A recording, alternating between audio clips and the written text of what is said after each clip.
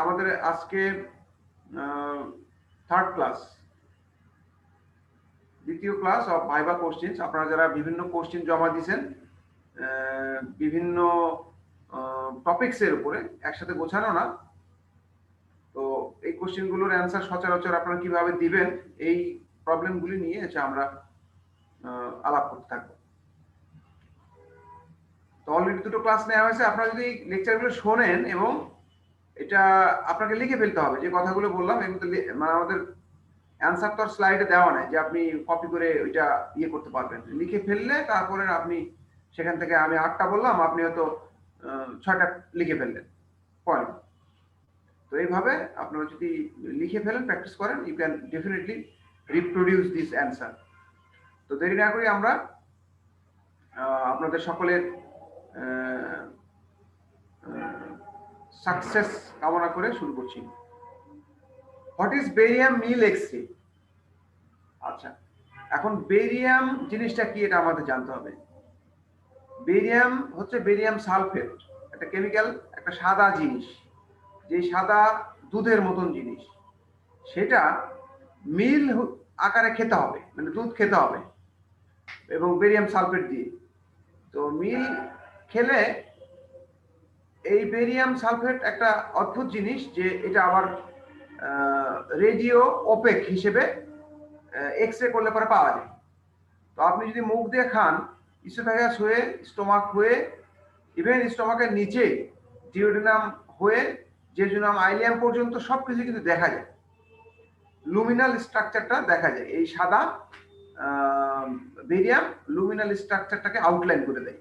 তখন আমরা যদি এক্স রে করি আর কি, তখন অ্যাকর্ডিং টু নাম হয়ে যায়। যদি আপনি বেরিয়াম সলও বলেন, তাহলে বেরিয়াম সালফেট খেতে খেতে, সলও করতে করতে আপনার একটা এক্স রে নেওয়া হবে।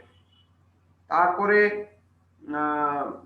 বেরিয়াম মিল যদি বলেন, তাহলে ডেফিনেটলি বেরিয়াম সলো কখন করবো আমরা? বেরিয়াম সলো যখন বলবো, তখন বেরিয়াম সলো খেতে খেতে, তাহলে খেতে খেতে কি দেখা যায়? ইসোফেগাস দেখা যায়। তাহলে barium solo X ray of oesophagus নামটা হবে।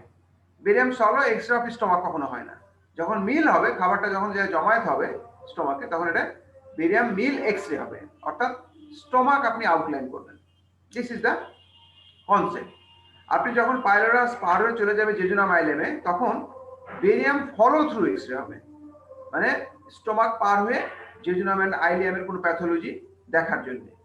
মেইনলি জেজুনাম অ্যান্ড আইলিয়ামের প্যাথোলজি, মনে করেন ক্রোনস ডিজিজ, চিকন হয়ে গেছে, স্ট্রিকচার হয়েছে, হ্যাঁ, এগুলো। তারপর হচ্ছে টিউবাকুলোসিস, সেখানে আইলিও টার্মিনাল আইলিয়াম আর হচ্ছে সিকাম, এটা ফাইব্রোসিস হয়ে টানা পড়ে, কন্ট্রাকশন হয়, মোটা হয়, চিকন হয়, এগুলো সব কিছু দেখা যায়। আমি ডিটেলসে গেলাম না। তো লুমিনাল স্ট্রাকচারটা যখন বেরিয়াম দিয়ে আউটলাইন হয়, তখন আপনি লুমিনাল স্ট্রাকচারের ডায়ামিটার, কোনো প্যাথোলজি, কোনো ফিলিং ডিফেক্ট, এগুলো পর্যন্ত দেখা যায়। ইভেন লুমিনের মিউকোজাল যে আলসার, সে আলসারটাও কিন্তু একটা ঢেউ খেলানা স্ট্রাকচার হিসেবে দেখা যেতে পারে। তো এখন আপনারা যদি বলেন, স্যার বেরিয়াম ছাড়া অন্য কোনো মানে পদার্থ নাই যেটা দিয়ে করা যায়?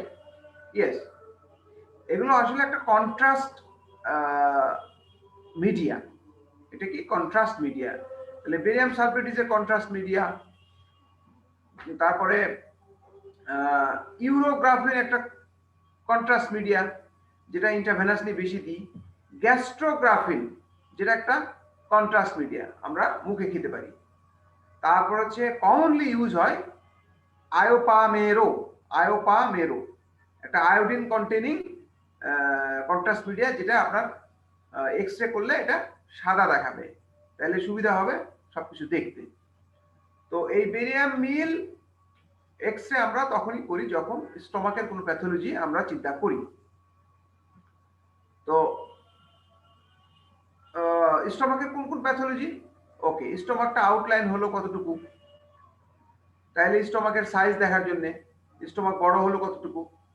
আচ্ছা, স্টোমাকের ভিতরে যদি আলসারেটেড কোনো লিশন থাকে, তাহলে ঢেউ খেলানা স্ট্রাকচার হিসেবে প্রকাশ পায়। ওকে, স্টোমাকের ভিতরে যদি আপনার একটা গ্রোথ হয়, তাহলে সেই গ্রোথে কিন্তু সুন্দর, ওই গ্রোথটাতে ঢেউ খেলানো একটা ফিলিং ডিফেক্ট আসবে, অর্থাৎ growth occupied the lumen of the stomach, এবং ওই গ্রোথের জায়গায় বেরিয়ামটা সালফেটটা আউটলাইন হবে না, সেটা ফিলিং ডিফেক্ট হিসেবে আসবে। যত ইরেগুলার তত বেশি খারাপ ম্যালিগনেন্সি, এইভাবে।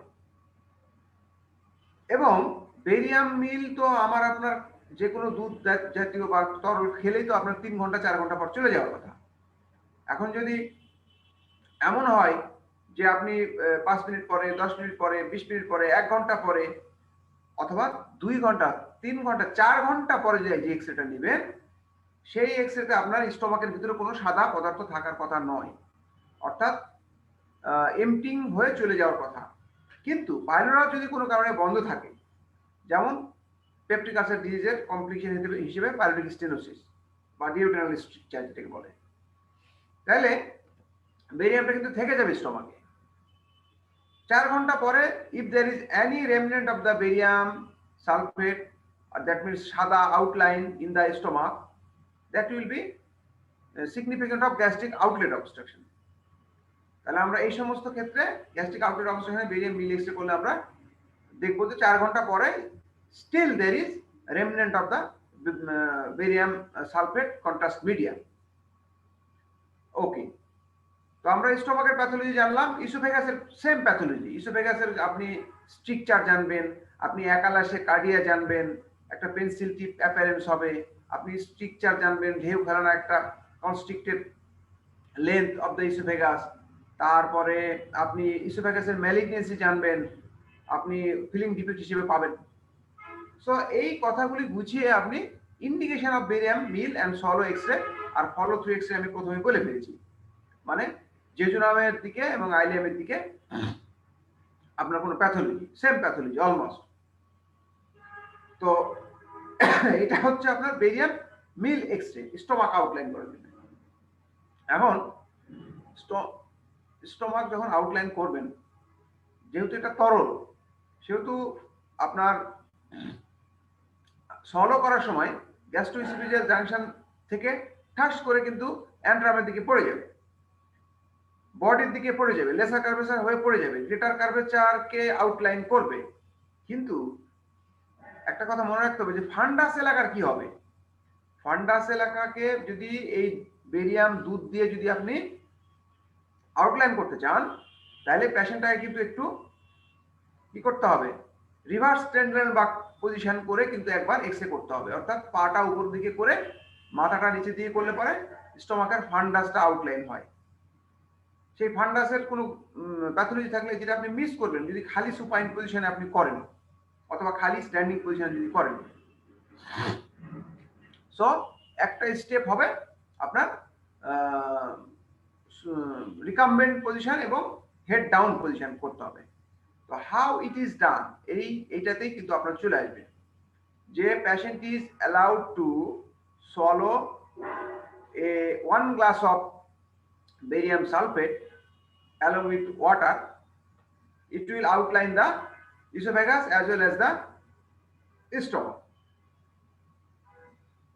Any pathology in the stomach and esophagus will be outlined. Then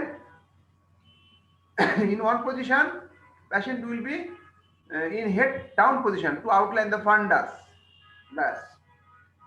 and it is taken X-ray is taken in a sequential manner after interval of time.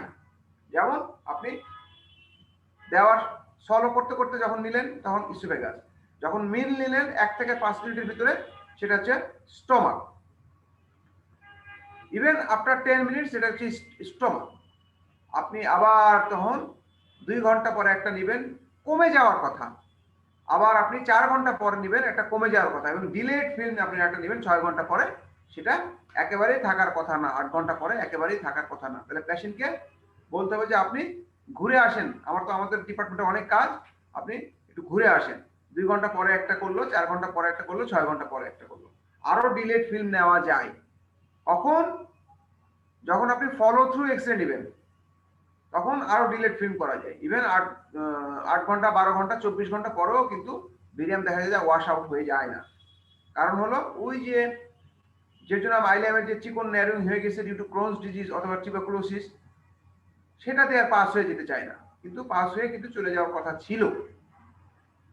So this is how আপনি বলবেন যে একটা time ইন্টারভ্যালে করা হয় during solo oesophagus 1 to 5 10 minutes আমরা stomach দেখে ফেলি, একটা পজিশনে আমরা ফান্ডাসটাকে আউটলাইন করার জন্য পেশেন্টটাকে হেড ডাউন করি, তারপরে স্যার আমি 2 ঘন্টা পর একটা নেব, 4 ঘন্টা পর একটা নেব, 6 ঘন্টা, এই 4 ঘন্টা পরে অনেকে নেয় না, মনে করেন যে 5 ঘন্টা বা 6 ঘন্টা পরে একবারে নিল।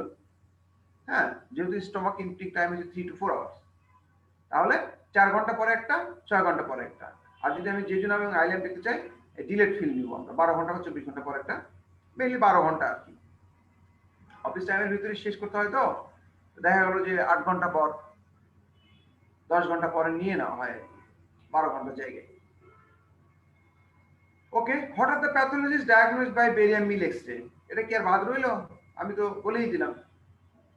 বেরিয়াম মিল মানে হলো স্টোমাকটা দেখলাম আমরা, স্টোমাকের কি কি প্যাথোলজি দেখবো আমরা?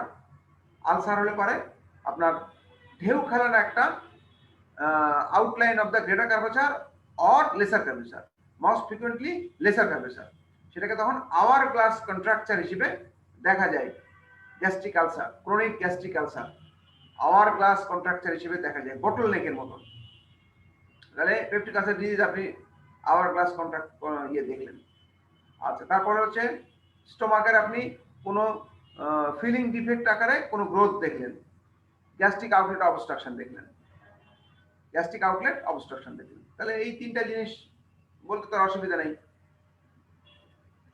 আর ইসোফেগাসের ক্ষেত্রে সেম, আর আমি বাকিটুকু বলেছি। What are the indications of upper GI endoscopy? Upper GI endoscopy আপনি কখন করবেন? আপনি বলেন starting from the oesophagus, stomach এবং ডিওডেনামের প্যাথোলজি।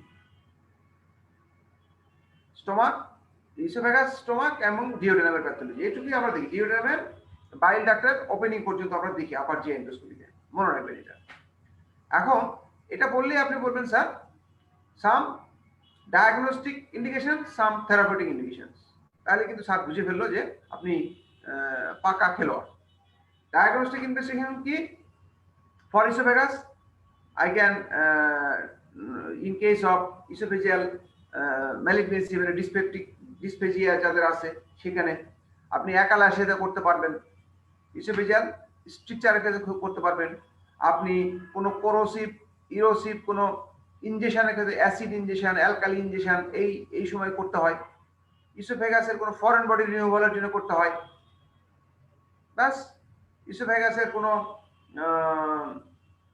এটা গেল ডায়াগনস্টিক। ইসোফেগাসের কি থেরাপিউটিক কি বলে দিই। ইসোফেগাসের থেরাপিউটিক হচ্ছে ফরেন বডি রিমুভাল করলেন। ইসোফেগাসের আপনার স্ট্রাকচার আছে, আপনি ওখানে স্টেন্টিং দেওয়া যায়। স্টেন্টিং, ইসোফেজিয়াল পারফোরেশন হলে আপনি ইসোফেজিয়াল স্টেন্টও দেওয়া হয় অনেক সময়। আচ্ছা, ইসোফেজিয়াল পারফোরেশন আর একটা আপার যে এন্ডোস্কোপির ইন্ডিকেশন পারফোরেশন ডায়াগনোস করার জন্য। তারপরে আসেন আপনি ইসোফেজিয়াল কোনো পলিপ টলিপ থাকলে পরে এটাকে আপনি করতে পারেন, রিমুভ করতে পারেন। ব্যারেটস ইসোফেগাস আপনি জিআরডি ডায়াগনোসিসের জন্য ইন্ডিকেশন হলো আপার জি এন্ডোস্কোপি করলেন, ব্যারেটস ইসোফেগাস। এবার আসেন থেরাপিউটিক কি ব্যারেটসকে কিন্তু অ্যাবলেশন করা যায়, ইসোফেগাসের জন্য অ্যাবলেশন করা যায়, ডায়াথেরাপি দিয়ে কভুলেশন দিয়ে অ্যাবলেশন করা যায়। আবার এন্ডোস্কোপিক মিউকোজাল রিসেকশনও করা যায়। তো এত কথা আমাদের দরকার নেই, ব্যারেটস ডায়াগনোসিস করা যায় এবং ব্যারেটস চিকিৎসা করা যায়। আবার আজকাল যে জিইআরডি হয় ফান্ডোপ্লাইকেশন, এটা এন্ডোস্কোপিক ফান্ডোপ্লাইকেশনও করা যায়। জিইআরডি ফান্ডোপ্লাইকেশন, এটা যারা জানবে ভালো, না জানলে ক্ষতি নেই। এখন আসেন স্টোমাকের ইন্ডিকেশন। স্টোমাকের ইন্ডিকেশন কি কি? পেপটিক আলসার ডিজিজ ডায়াগনোসিস করার জন্য, স্টোমাকের ম্যালিগনেন্সি ডায়াগনোসিস করার জন্য, গ্যাস্ট্রিক আউটলেট অবস্ট্রাকশন ডায়াগনোসিসের জন্য। কোনো অসুবিধা আছে? ইসোফেগাসের ফরেন বডি ডায়াগনোসিস করার জন্য কোনো অসুবিধা নেই। ইসোফেগাসের কি বলে স্টোমাকের পলিপ ডায়াগনোস করার জন্য। তারপরে পেপটিক আলসার ডিজিজের যে কমপ্লিকেশনগুলি আছে সেটা ডায়াগনোসিস করার জন্য। ইভেন ব্লিডিং সাইট, গ্যাস্ট্রিক আলসারের ব্লিডিং সাইট ডিওড্রেনাল আলসারের ব্লিডিং সাইট, এগুলো কিন্তু আপনি ডায়াগনোসিস করতে পারবেন। তাহলে peptic ulcer disease and complication diagnosis করার জন্য, কিছু স্টমাক ম্যালিগনেন্সি ডায়াগনোসিস করার জন্য। থেরাপিউটিক কি কি ইন্ডিকেশন আপনি যদি চিন্তা করেন, তাহলে এই যে গ্যাস্ট্রিক আলসার অথবা ডিওড্রেনাল আলসার কিন্তু ব্লিডিং হলে পরে এখানে কিন্তু কন্ট্রোল করা যায় ডায়াথার্মি দিয়ে অথবা ইনজেকশন অ্যাড্রিনালিন দিয়ে। তাহলে endoscopic control of the peptic ulcer bleeding হয়ে গেল। তারপর আসেন আপনার স্টোমাকের থেরাপিউটিক যদি আরো বলেন, ফরেন বডি রিমুভাল করা যায় স্টোমাকে। তারপর হচ্ছে ফাইটোভিজিআর, তারপর হচ্ছে ট্রাইকোবেজিআর রিমুভ করা যায়, হয়ে গেল। তারপর হচ্ছে ডিওডেনাম যদি স্টেনোসিস থাকে, ডিওডেনামে স্টেন্টিং করা যায়, ডিওডেনামে স্টেন্টিং করা যায়। এটা হচ্ছে থেরাপিউটিক ইউজ ইন্ডিকেশন। সিভিয়ার আপার যে ব্লিডিং ডিউ টু, মনে করেন যে ইসোফেজিয়াল ভ্যারিক্স মোস্ট কমনলি রাপচার, সেখানে আপনি আবার যে এন্ডোস্কোপিক কন্ট্রোল করা যায়, এন্ডোস্কোপিক কন্ট্রোল করা যায়। কিভাবে করা যায়? ওই যে আপনার বেলুন ডাইলেটেশন করে করা যায়, বেলুন ডাইলেটেশন, বেলুন প্রেসার দিয়ে আর কি, বেলুন প্রেসার, ওটার একটা নাম আছে, এই মুহূর্তে নাম বলে গেলাম। This are the indications of the upper G endoscopy. একটা হলো ডায়াগনস্টিক পারপাস, একটা হলো থেরাপিউটিক পারপাস। আপনি আলাদা আলাদা করে যতগুলো আপনার এই আলোকে যতগুলো বলা যায়। এখন রিস্ক অফ এন্ডোস্কোপি, ইয়েস, এখন আপনি ক্যামেরা দিয়ে ঢুকাচ্ছেন, এটা দাঁত, gum, floor of the mouth, pharynx, larynx, তারপরে oesophagus, stomach, all the site is very vulnerable to injury, perforation. তার আপনি করবেন injury, perforation of that site. If it is inadvertent হতে পারে অথবা ইনএক্সপিরিয়েন্স হ্যান্ডে হলেও কিন্তু হতে পারে। Bleeding and perforation is a very common complication. আচ্ছা, তাহলে রিস্ক অফ এন্ডোস্কোপি হয়ে গেল। ব্লিডিং হলে পারে, হাইপোভলিউমিক শক হতে পারে, হাইপোভলিউমিক শকে, সিভিয়ার ব্লিডিং হলে হাইপোভলিউমিক শক হতে পারে। এখন স্টেন্ট দিচ্ছেন, স্টেন্ট দিতে গিয়ে দেখা গেল যে যেটা দিবেন সেটা আটকা পড়লো, দিবেন না সেটা আটকা পড়লো, আর যেটা দিবেন সেটা চলে আসলো। তাহলে আপনার ইনঅ্যাডভারেন্ট রিস্ক অফ দ্য কি বলবো, সাস্টেনিং এ আনওয়ান্টেড আইটেমস। শার্প ইনস্ট্রুমেন্ট, যেমন একটা লোক যদি ব্লেড খেয়ে ফেলে, নেল খেয়ে ফেলে, তাহলে কিন্তু এটা বের করার জন্য একটা শীতের মাধ্যমে বের করতে হয়, একটা টিউব আউটার শীত থাকে, সেখানে বের করা যায়। তাহলে রিস্ক অফ দ্য এন্ডোস্কোপি আপনি জানলেন। Most commonly bleeding and perforation. How will you counsel the patient for endoscopy? Very practical question. সালাম কালাম দিয়ে আপনি এন্ডোস্কোপি টিমের একজন সদস্য, আমি করব, তো এন্ডোস্কোপির ব্যাপারটা কি, এই প্রসিডিউর সম্পর্কে আপনি কতটুকু জানেন? হ্যাঁ, আপনি যতটুকু জানেন, হ্যাঁ ঠিক আছে। এন্ডোস্কোপি, এটা ক্যামেরা দিয়ে একটা ফাইবার আপনার মুখের ভিতর দিয়ে ঢুকাতে হবে, যেটা আমরা মুখ, গলা, অন্ননালী, স্টোমাক সবই আমরা এই বাইল ডাক্ট পর্যন্ত আমরা দেখতে পারবো। এবং আপার যে এন্ডোস্কোপি আরেকটা যেটা বলছিলাম, যে সাইড ভিউইং এন্ডোস্কোপি দিয়ে ইআরসিপি করে স্টোন এক্সট্রাকশন করা যায়। One of the very most common indication upper যে এন্ডোস্কোপি। এটা সাইড ভিউইং এন্ডোস্কোপি যেটা আমরা ইআরসিপি করি, এই ইআরসিপি দিয়ে আমরা স্টোন এক্সট্রাকশন করি, তারপর স্ফিংক্টেরোটমি করি বা প্যাপিলোটমি করি, মানে একটু কেটে দিই, তারপরে প্যারাসাইট থেকে প্যারাসাইট রিমুভ করি, আবার বাইল ডাক্টে স্টেন্টিংও দিই, বাইল ডাক্টে স্টেন্টমি দিই। সো আমরা গল ব্লাডারের বা কোলরেকোলিথিয়াসিসে এটা হিসেবে করতে পারি। আর আরেকটা মোস্ট ইম্পর্টেন্ট ইন্ডিকেশন হলো স্টেজিং অফ দ্য এই যে লুমিনাল স্ট্রাকচার ম্যালিগনেন্সি। বিশেষ করে আর্লি ম্যালিগনেন্সি হলে ভালো হয়, এই কথাটাও যারা ভালো জানে তারা বলতে হবে আর কি। যেমন স্টোমাক ম্যালিগনেন্সি, যেমন ডিওড্রেনাল ম্যালিগনেন্সি, প্যানক্রিয়াটিক ম্যালিগনেন্সি, এগুলো কিন্তু এন্ডোস্কোপিক আলট্রাসোনোগ্রাফি করে আমরা এটার ডেপথ অফ ইনভেশন ভালো বুঝতে পারি। স্টোমাকের ম্যালিগনেন্সির যে মিকোসা পর্যন্ত গেল না, সাব মিকোসা গেল, মাসেল গেল নাকি সেরাসকোট গেল, তাহলে টি স্টেজটা হয়ে যায়। এমনকি লিম্ফ নোড স্টেজ, স্টোমাকের বাইরে যে সমস্ত লিম্ফ নোড বড় হতে পারে বা হয়েছে, সেগুলো কিন্তু স্টোমাকের ওয়াল দিয়ে কিন্তু দেখা যায় আপার যে এন্ডোস্কোপির মাধ্যমে, এন্ডোস্কোপিক আল্ট্রাসাউন্ড মাধ্যমে। এমনকি ওখান থেকে বায়োপসিও নেওয়া যায়, কিভাবে? Endoscopic guided fine needle aspiration cytology নিয়ে আমরা করতে পারি। আর একটা থেরাপিউটিক ইন্ডিকেশন আমি বলি নাই, সেটা হলো প্যানক্রিয়াটিক সুডোসিস্ট, যেটা স্টোমাকের পোস্টার ওয়ালের পিছনে হয়। সেখানে গ্যাস্ট্রোসিস্টোস্টোমি করা যায়, এন্ডোস্কোপিক সিস্টোগ্যাস্ট্রোস্টোমি। তাহলে আপনি আস্তে আস্তে অর্গান অনুসারে আপনি যদি বলেন, কোনো অসুবিধা নেই। এখন আসেন কাউন্সেলিং এর বাকি অংশ। তাইলে আপনি পুরাপুরি অজ্ঞান হওয়ার কোনো প্রয়োজন নেই। আপনার এই যে ওরাল ক্যাভিটি, থ্রোট, ফ্যারিংস, এটা একটা লোকাল অ্যানেস্থেসিয়া দিয়ে আমরা এই ক্যামেরাটা ঢুকাবো। আপনার একটু ডিসকমফোর্ট হবে, আপনি যদি আমাকে হেল্প করেন, এবং এটা 2 মিনিট বা 5 মিনিটের একটা ব্যাপার, প্রসিডিউর, এতটুকু আপনার সহ্য করলে হয়তো হয়ে যাবে, একটু ডিসকমফোর্ট হতে পারে। আচ্ছা, আবার ফুল সিডেশনেও করা যায়। আপনি কোনটা চান সেটাও কিন্তু পেশেন্টকে অফার করতে হবে, যে একটা প্রোপোফল অথবা একটা কেটামিন, মেইনলি প্রোপোফল ইউজ করে একটা ফুল সিডেশনে এন্ডোস্কোপি করা যায়। বিশেষ করে থেরাপিউটিক প্রসিডিউর যখন আমরা করব, তখন এটা ফুল সিডেশন লাগে। পেশেন্ট নড়াচড়া করলে পরে তখন থেরাপিউটিক এই গুতাগাতি লেগে যেতে পারে একটা আরেকটার দিকে, অথবা ব্যান্ডিং করছেন, ইসোফেজিয়াল ভ্যারিক্স যে ব্যান্ডিং করলেন, আগে আমি বললাম থেরাপিউটিক ইন্ডিকেশন, ব্যান্ডিং, স্ক্লেরোথেরাপি। তো এগুলো গুতাগাতি লাগলে পরে অনেক সময় ইনজুরি হয়ে যেতে পারে। তো আপনি কোঅপারেট করলে আপনার ফুল সিডেশন লাগবে না। ওকে। আর সাম কমপ্লিকেশনস অফ দ্য এন্ডোস্কোপি আপনাকে হয়তো বলতে হবে, যে এখানে চান্স অফ ব্লিডিং, পারফোরেশন আছে। তো কথা বললে তো পেশেন্ট চলে যাবে। আপনি বলবেন যে উই আর কনফিডেন্ট ইনাফ, সাথে যোগ করে দিবেন, so that this will not happen ইনশাআল্লাহ, অর হোপফুলি।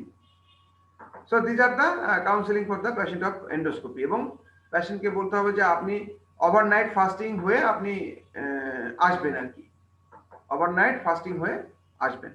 এবং কমপক্ষে কিছু রুটিন ইনভেস্টিগেশন লাগে, নাইস টু নো আপনাদের জন্য, যে একটা সিবিসি, কারণ তার অ্যানিমিয়া কতটুকু আছে এটা না জানলে পরে আপনার একটা কমপ্লিকেশন হলে তো আপনার ব্লাড লাগবে। সো একটা সিবিসি, একটা ইউরিয়া ক্রিয়েটিনিন, একটা আরবিএস, ডায়াবেটিস আছে কিনা, এই টুকটাক কিছু রুটিন ইনভেস্টিগেশন করলে ভালো। আচ্ছা, ইআরসিপি তে না গেলাম। Define a cyst, give an examples of cyst in surgery ward. সিস্টের ডেফিনেশন আমি আগে বলেছি, যে এটা fluid filled sac of a fluid filled sac lined with, আমি আগে বলছি যে either endothelium, epithelium, or granulation tissue, or fibrous tissue. A fluid filled sac, এটা কনজেনিটাল হতে পারে, অ্যাকিউট হতে পারে। এক্সাম্পল আছে। সার্জারি ওয়ার্ডে একটা সিস্ট আপনি যদি না বলতে পারেন ওয়ার্ডে, এখানে আউটডোরে বলে নাই, আপনি অ্যাভয়েড করেন। সেবাসের সিস্ট, ডার্ময়েড সিস্ট, এগুলো আপনি অ্যাভয়েড করেন। আপনি মেইনলি বলেন যে প্যানক্রিয়াটিক সিডোসিস্ট, বলেন, মেসেন্ট্রিক সিস্ট বলতে পারেন, ওভারিয়ান সিস্ট বলতে পারেন। এগুলো ওয়ার্ডে থাকে সাধারণত। Cystic hygroma is also a cyst. Branchial cyst, এটা ওয়ার্ডে রেখে চিকিৎসা, এটা আউটডোরে হবে না। ব্রাঙ্কিয়াল সিস্ট না নেকে হয়, এটার সিস্ট কাটা এত সহজ না। হেড নেক সার্জনও করে, আবার জেনারেল সার্জনরা করে, অনেক বড় অপারেশন, 3 থেকে 4 ঘন্টার operation. Branchial cyst, thyroglossal cyst is a very delicate operation, otherwise cyst may recur. What is the treatment of sebaceous cyst? Already আমরা বলেছি যে সিবাসিয়াস সিস্ট থাকলে পারে কি কি কমপ্লিকেশন হতে পারে যদি আপনি রেখে দেন। সিবাসিয়াস সিস্ট রেখে দিলে ওখানে ইনফেকশন, অ্যাবসেস, তারপর হচ্ছে বার্স্টিং হবে, তারপর সাইনাস ফর্মেশন হবে, তারপর অনেক সময় সিবাসিয়াস সেবাম আসতে আসতে সিবাসিয়াস হর্ন হয়, কক্স পিকুলের টিউমার হয়। এত কিছু আমরা চাই না। এটা স্টেফিলোকক্কাস দিয়ে যেহেতু ইনফেকশনের প্রবণতা সবচেয়ে বেশি, এবং রেখে দিলে হবেই একটা না একটা সময় চিকিৎসা লাগবে। That is the excision and biopsy under local anaesthesia. Excision and biopsy under local anaesthesia. What are the diseases that produced in hospital acquired infection? Hospital acquired infection অথবা নজোকোমিয়াল ইনফেকশন, এই দুটোকে বলা হয়।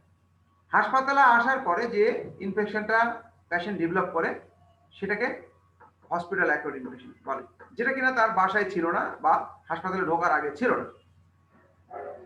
তাহলে the patient who came for another reason but he develop another type of disease during his stay in the hospital, it is also a hospital acquired infection. আপনি গলব্লাডারের পাথর নিয়ে আসছে, এখানে আসে ইউটিআই হয়ে গেল, অপারেশন করতে যেতে পারে নাই, হতে পারে, that is the hospital acquired infection. এখানে এসে করোনা হয়ে গেল, তখন ওই করোনাও hospital acquired infection. You must have that conception. তো মোস্ট কমনলি যেটা আমরা বলি হসপিটাল অ্যাকোয়ার্ড ইনফেকশন, সেটা হলো তিন ভাবে আমরা বলি, পানি বাতাস। পানি বলি আমরা নিউমোনিয়া, স্ট্রেপ্টোককাস নিউমোনিয়া, নিউজিরিয়া মেনিনজাইটিস, এগুলো হচ্ছে আপনার নিউমোনিয়া হয়। আর বাতাস যেটা, এবার পানি যদি বলি ইউরিনারি ট্র্যাক্ট ইনফেকশন। আর একটা হলো surgical site infection, it's very common. এই তিনটা বললে আপনারা অনেক বেশি নাম্বার পাবেন। সার্জিক্যাল সাইট ইনফেকশন অর্থাৎ সার্জারি করলাম, এই পেশেন্টের as usual surgical site infection হওয়ার কথা নয়, বাট ভিজিটর বেশি, ইনস্ট্রুমেন্ট খারাপ, ইনস্ট্রুমেন্ট আনস্টেরাইল, আপনি গেলেন আর একজন গেলেন, ড্রেসিং করছে আনস্টেরাইল, এই সমস্ত কারণে আপনার হসপিটাল অ্যাকোয়ার্ড ইনফেকশন হতে পারে। তাহলে বললাম নিউমোনিয়া, সার্জিক্যাল সাইট ইনফেকশন, আর একটা হলো হচ্ছে urinary tract infection, most common. এবং অর্গানিজমগুলি আপনারা ভালো করে দেখে নেবেন। What are the risk factors of it and how could you prevent hospital acquired infection? খুব সুন্দর কোশ্চেন, এটা অনেক সময় রিটেন কোশ্চেনও থাকে। তো রিস্ক ফ্যাক্টরস কি? একটা হচ্ছে প্যাশেন্ট ফ্যাক্টরস, ডিজিজ ফ্যাক্টরস, আর হচ্ছে অপারেশন বা সার্জনস ফ্যাক্টরস। প্যাশেন্ট ফ্যাক্টরসের ভিতরে যদি আপনি বলেন, পেশেন্টের যদি চিন্তাই করেন যে এজ যদি বেশি হয়, এর সাধারণত কোমরবিডিটি অনেক থাকে, তাহলে এজ একটা ব্যাপার। কোমরবিড কন্ডিশন যেমন আপনার ডায়াবেটিস, আপনার ক্রনিক রিনাল ফেলিউর, আপনার তারপর হচ্ছে কোনো ক্যান্সারের রোগী, তারপরে কোনো ইমিউনোসাপ্রেসিভ ড্রাগস খায়, এগুলো হলে পরে ওর রোগ প্রতিরোধ ক্ষমতা এমনিতেই কম, যে কোনো ভাইরাস ব্যাকটেরিয়া ফাট করে ঢুকে যাবে। আপনাকে এভাবে মনে রাখতে হবে যে patient factor, this is the patient factor.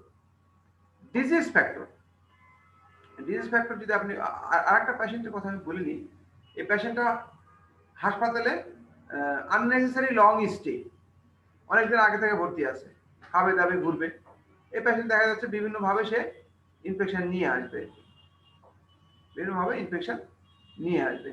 আরেকজনের সাথে গল্প করবে, ভিজিটর আসবে, অন্য পেশেন্টের কাছে যাবে, long stay of the patient. এখন ডিজিজ ফ্যাক্টরের ভিতরে আপনি ইমার্জেন্সি কিছু ডার্টি কেস আসে, যেমন পারফোরেশন, যেমন হচ্ছে অ্যাপেন্ডিসাইটিস, এই সমস্ত রোগীর আপনার কি হয়, এই সমস্ত রোগীর ইনফ্লামেটরি একটা প্রসেস চলতে থাকে, এবং এই রোগীগুলির পোস্ট অপারেটিভলি দেখা গেল যে আপনার এই যে পুজ, আপনার হচ্ছে সার্জিক্যাল সাইট, এগুলো ভেরি ভালনারেবল থাকে টু বি ইনফেক্টেড, এবং ভিজিটর গেলে তো আরো কোনো কথাই নেই। তাহলে emergency dirty cases are very prone to be have hospital acquired infection. এখন সার্জেন্স ফ্যাক্টর অথবা অপারেশন এনভায়রনমেন্ট, এগুলো ফ্যাক্টর। এখন দেখা গেল যে আপনার প্রি অপারেটিভ অনেক লং স্টে, কোমরবিড কন্ডিশন আপনি ঠিক মতন অপটিমাইজেশন করেন নাই, তারপরে আপনি ওটি এনভায়রনমেন্ট, ওটি রুমটা ভালো না, ওটি স্টেরিলিটি, তারপরে ইনস্ট্রুমেন্ট স্টেরিলিটি, তারপরে হচ্ছে সার্জনসের যে প্রসিডিউরাল টেকনিক, একটা তো স্টেরিলিটি নাই, 2 নাম্বার হলো যে সে যদি প্রচুর ব্লিডিং করে, সে যদি প্রচুর হেমাটোমা করে, সে যদি প্রচুর ফরেন বডি রেখে আসে, তাহলে this are the vulnerable to be infection. তাহলে এগুলো হচ্ছে আপনার সার্জনস ফ্যাক্টর। সার্জনের কাছ থেকেও যদি আসতে পারে, if the surgeon is himself infected with respiratory tract infection, তাহলে সে মাস্কের ভিতর দিয়ে অনেক আবার মাস্ক খুলে রেখে অপারেশন করে, মাস্ক হচ্ছে নাকের নিচে দেয়, এগুলো কিন্তু সার্জনস ফ্যাক্টরের ভিতরে পড়বে। তাহলে কিন্তু ওই রোগীটার ওই ইনফেকশন হওয়ার কথা ছিল না, কিন্তু এখন ওই ইনফেকশনটা হবে, রোগীর সার্জনের কাছ থেকে আসবে। তারপরে সার্জনের কোনো হ্যান্ড কাটা আছে, অ্যাব্রেশন আছে, এই কাটা অ্যাব্রেটেড হাত নিয়ে কিন্তু তার সার্জারি করার কথা না। তাহলে কি হবে, এখান থেকে রোগীর বডি ফ্লুইডে ট্রান্সমিট হয়ে যেতে পারে। হাউ কুড ইউ প্রিভেন্ট, আপনাকে এটাকে সব রিভার্স করে দেন, যে pre operative preparation, per operative and হচ্ছে পোস্ট অপারেটিভ। প্রি অপারেটিভের ভিতরে আপনি পেশেন্টের কথা বলেন, যে optimisation of the comorbid condition, তারপর হচ্ছে minimum hospital stay, less visitor, হ্যাঁ আননেসেসারি আসবে না, যতদূর পারা যায় ডে কেস সার্জারি করতে হবে, দিনের দিন করতে হবে, যতদূর পারা যায় অ্যাকর্ডিং টু। পার অপারেটিভ ওটি এনভায়রনমেন্ট খুবই খুবই ইম্পর্টেন্ট। তারপর হচ্ছে শেভিং এরিয়া, এটা কিন্তু অলমোস্ট সার্জিক্যাল সাইট ইনফেকশনের মতনই, কিন্তু অলমোস্ট সার্জিক্যাল সাইট। আপনারা হয়তো মনে করতে পারেন যে স্যার আপনি তো বলতেছেন surgical site infection, almost most of the points are very much similar to surgical site infection actually. তাহলে পেশেন্টের যে প্রিপারেশন, তারপরে আপনি ওটি এনভায়রনমেন্ট থেকে যে আপনার রোগীর কাছে গেল, এটা কি রোগীর মানে অধিকার, রোগীর কি রাইট ছিল, এটা হওয়ার কথা ছিল? That is the hospital acquired infection. Sterility, এটা কার কার কার দায়িত্ব? সার্জনদের দায়িত্ব, মানে হসপিটাল অথরিটি, কিন্তু রোগীর ইনফেকশন হয়ে গেল। সার্জনের টেকনিক, এটা কার দায়িত্ব? Surgeon introduce the infection. তাহলে all you can reverse the risk factors. Okay. What is the difference between the carbuncle and cellulitis? কার্বাঙ্কেলের ডিফিনিশন আমি আগেই দিয়েছি, যে এটা একটা destructive subcutaneous necrosis of the tissue, subcutaneous necrosis of the tissue, very often leading to multiple sinuses, কার্বাঙ্কেল। আর cellulitis কি জিনিস? আচ্ছা, কার্বাঙ্কেলের তাহলে এই লোকালি একটা জায়গায় থাকে, বিশেষ করে ন্যাপ অফ দ্য নেকে থাকে, বাটকে থাকতে পারে, এক্সিলারে থাকতে পারে। কার্বাঙ্কেলের সাথে একটা ডিডি হিসেবে হাইড্রাইডিনাইটিস সাপুরেটিভা খুব ঝামেলা করে দেয়। হাইড্রাইডিনাইটিস সাপুরেটিভা কাদের কাদের হয় অলরেডি বলেছি, কার্বাঙ্কেল কাদের কাদের হয়, হ্যাঁ, ডায়াবেটিস পেশেন্ট, ইমিউনোসাপ্রেসিভ পেশেন্ট, তারপর হচ্ছে স্টেরয়েড খায় এরকম পেশেন্ট, হ্যাঁ। সেলুলাইটিস হচ্ছে একটা স্প্রেডিং ইনফ্লামেশন অথবা infection, spreading infection of the skin and subcutaneous tissue mostly caused by Streptococcus pyogenes. আপনার এক জায়গায় যদি skin and subcutaneous tissue infection হয় এবং খুব দ্রুত সেলুলাইটিসটা খুব দ্রুত উপরে নিচে ডানে বামে স্প্রেড করবে ডিউ টু স্ট্রেপ্টোকক্কাস পায়োজেনেসের যে হায়ালুরোনাইডেস এনজাইমগুলি আছে, আরো অনেক আছে, স্ট্রেপ্টোকাইনেস, হায়ালুরোনাইডেস, এই সমস্ত এনজাইমের কারণে যে ম্যাট্রিক্স গুলো ফাইব্রাস টিস্যু, কানেকটিভ টিস্যু, এগুলোকে ব্রেক ডাউন করে সে উপর নিচের দিকে ছুটে চলে যায়। এবং এই সেলুলাইটিসের চারিদিকে ইডিমাটাস একটা এলাকা থাকে, তারপর হচ্ছে ইরাথেমাটাস একটা এলাকা থাকে, আর সেলুলাইটিস তো পুরোটাই ইরাথেমাটাস। আর ডিফারেন্স যদি বলেন, ওখানে মাল্টিপল সাইনাসেস থাকবে, এখানে মাল্টিপল সাইনাস থাকে না। একটা নির্দিষ্ট এলাকায় কার্বাঙ্কল হয় এবং usually surrounded by well demarcated margin, কিন্তু সেলুলাইটিসে আপনার স্প্রেডিং যখন হয় তখন ওরকম ওয়েল ডিমার্কেটেড মার্জিন পাওয়া যায় না, যেটা আবার ইরাইসিপেলাসে পাওয়া যায়। ইরাইসিপেলাস বলে একটা বাচ্চাদের সাধারণত হয়, এটা স্ট্রেপ্টোকক্কাল সুপারফিশিয়াল লিম্ফ্যাঞ্জাইটিস বলা হয় ইরাইসিপেলাস। তাহলে সেলুলাইটিসে এরকম, সেলুলাইটিসে বরং ইডেমাটাস রিজিয়ন থাকে এবং এটা স্ট্রেপ্টোকক্কাস পায়োজেনেস দেওয়া হয়, আর কার্বাঙ্কুল সাধারণত স্ট্যাফিলোকক্কাস অরিয়াস দেওয়া হয়। এই পার্থক্য আপনি 4-5টা সুন্দর গুছিয়ে বলবেন। Clinical feature of the cellulitis already বলেছি, যে হঠাৎ করে সাডেন অনসেট অফ দ্য আপনার swelling, redness of the affected area, leg হতে পারে, হাত হতে পারে, যে কোনো জায়গায় হতে পারে, এবং ইউজুয়ালি ফলোইং এ মাইনর ট্রমা, একটা ছোট্ট ব্লেডের একটা খোঁচা, তারপর হচ্ছে অনেক ফিমেলরা এপিলেশন করে, চুল উঠায় ইয়ে দিয়ে, আপনার যে কি স্ট্রিপ দিয়ে উঠায়, সেখান থেকে কিন্তু একটা মাইনর অ্যাব্রেশন হতে পারে, ব্লেড দিয়ে, সিজার দিয়ে, তারপর একটা needle puncture, usually having a minor trauma, even a puncture হলো, সেলুলাইটিস শুরু হলো, সাথে ওই জায়গায় ব্যথা থাকবে, সাথে একটু ম্যালেজ ফিভার থাকবে, ইনফ্লামেটরি রেসপন্সের কারণে ম্যালেজ ফিভার থাকবে। লোকাল এক্সামিনেশন করলে আপনি কি পাবেন? টেন্ডারনেস পাবেন, রেডনেস পাবেন, সারাউন্ডিং ইডেমাটাস পাবেন। সারাউন্ডিং এরিয়া ইজ ইডেমাটাস, এবং ইডেমাটাস মানে পিটিং টাইপের ইডিমাও আপনি পেতে পারেন। প্রচন্ড টেন্ডার থাকবে এবং এই এলাকায় জয়েন্টের আশপাশে হলে সে মুভ করতে চাইবে না অনেক সময়। তবে বেশিরভাগ ক্ষেত্রেই সেলুলাইটিস কিন্তু আপনার গ্যাংগ্রিনাস সেগমেন্টে দেখা যায় না, গ্যাংগ্রিনাস সেগমেন্টটা দেখা যায় না। অনেক সময় এরকম সেলুলাইটিস হয়ে সাবকুটেনিয়াস টিস্যু প্লেনে এত পরিমাণ ইনফ্লামেটরি এক্সুডেট জমা হয় যে সাবফাশাল লেভেলে প্রচন্ড প্রেসার তৈরি হয়। সাবফাশাল লেভেলে যদি প্রেসার তৈরি হয় তাহলে পুরো কম্পার্টমেন্টটাকে, যেমন পা, থাই, লেগ, এগুলো সার্কামফারেন্সিয়াল যদি আপনার সাবফাশাল লেভেলে যদি এক্সুডেশন তৈরি হয়, প্রচন্ড প্রেসারে কিন্তু কম্পার্টমেন্ট সিনড্রোম নিয়েও কিন্তু পেশেন্ট আসতে পারে। Sometimes the patient may come with blistering, তারপর হচ্ছে ডিসচার্জ, এগুলো নিয়েও কিন্তু আসতে পারে। ক্লিনিক্যাল ফিচার হলো, আচ্ছা, why does cellulitis need incision and drainage? Yes, এটা খুবই প্র্যাকটিক্যাল একটা কোশ্চেন। কিছু কিছু সেলুলাইটিসে আমরা দেখি, আচ্ছা, সেলুলাইটিস কিন্তু it usually does never have a suppuration.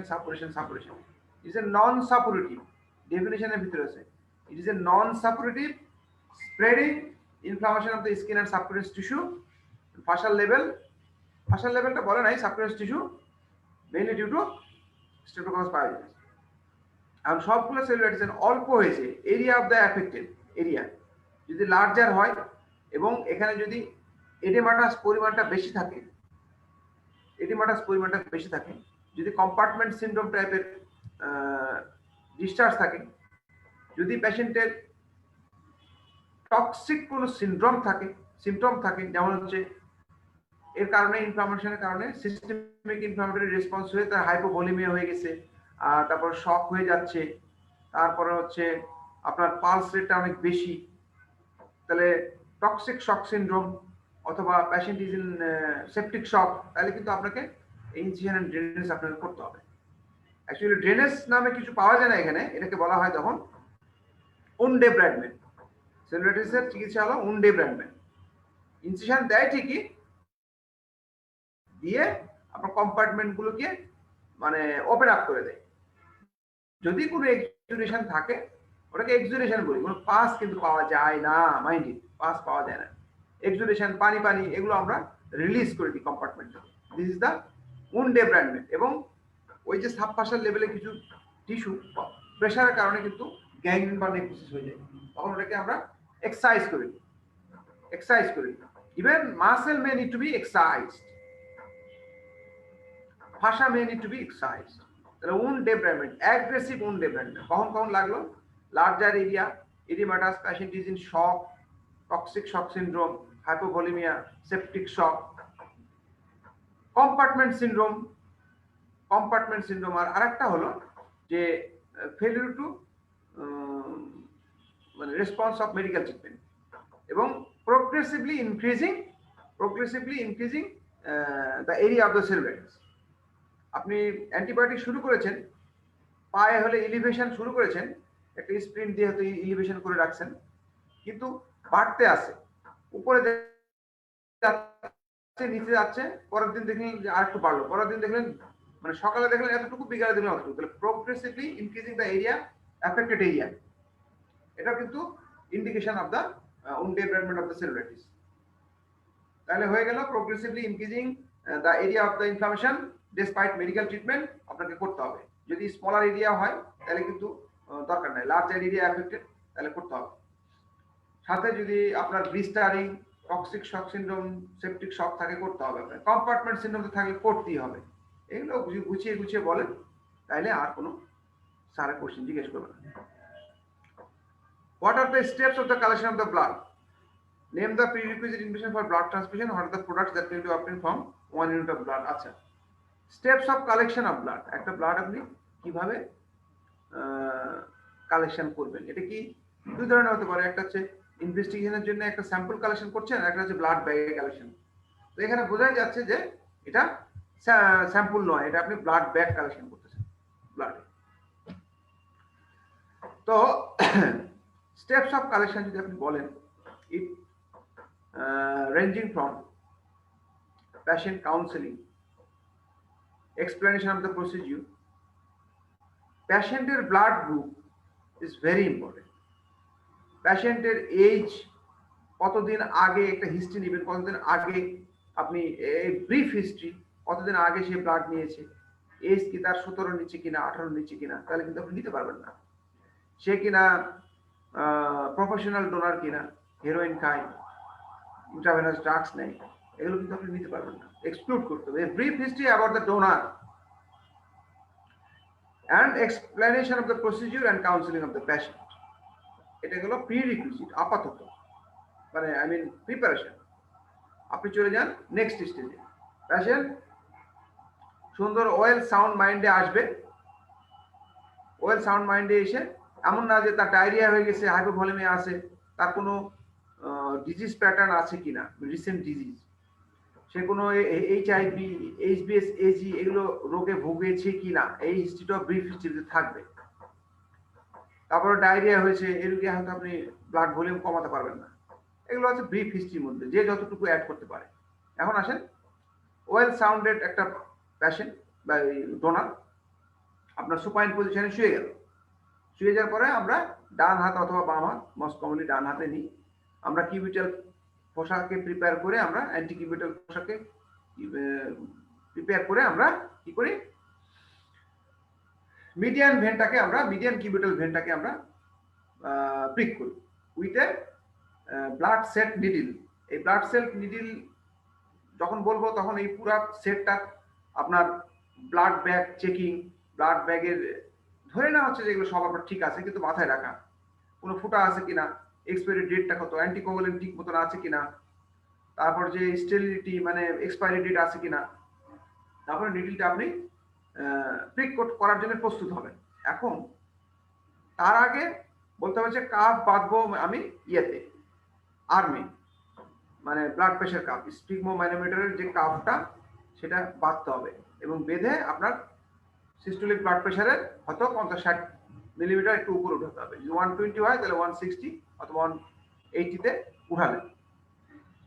উঠালে পরে কি হবে, আপনার যেহেতু ব্লাড চলাচল করবে না, আপনি এটা বলার আগে আপনি বলতে পারেন যে ব্লাড প্রেশারটা পেশেন্টে মেপে নিলাম, ব্লাড প্রেশার কতটুকু থাকে তার, এটা একটা ইম্পর্টেন্ট।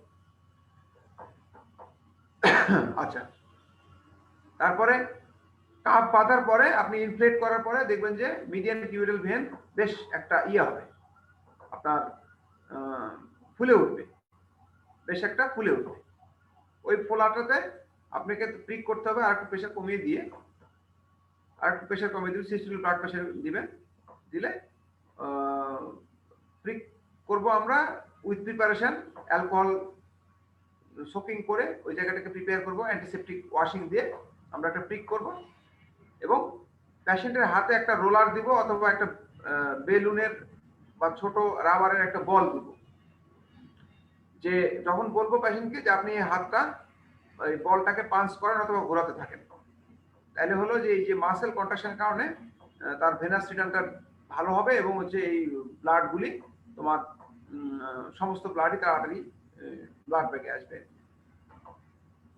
তো তারপরে আমি কাফটাকে ছেড়ে দিয়ে আমি কত অল্প প্রেসারে নিয়ে আসবো, নিয়ার অ্যাবাউট 80 to 100 মিলিমিটার মার্কারিতে নিয়ে আসবো, নিয়ার অ্যাবাউট 80 to 100 অ্যাবাউট মার্কারিতে নিয়ে আসবো।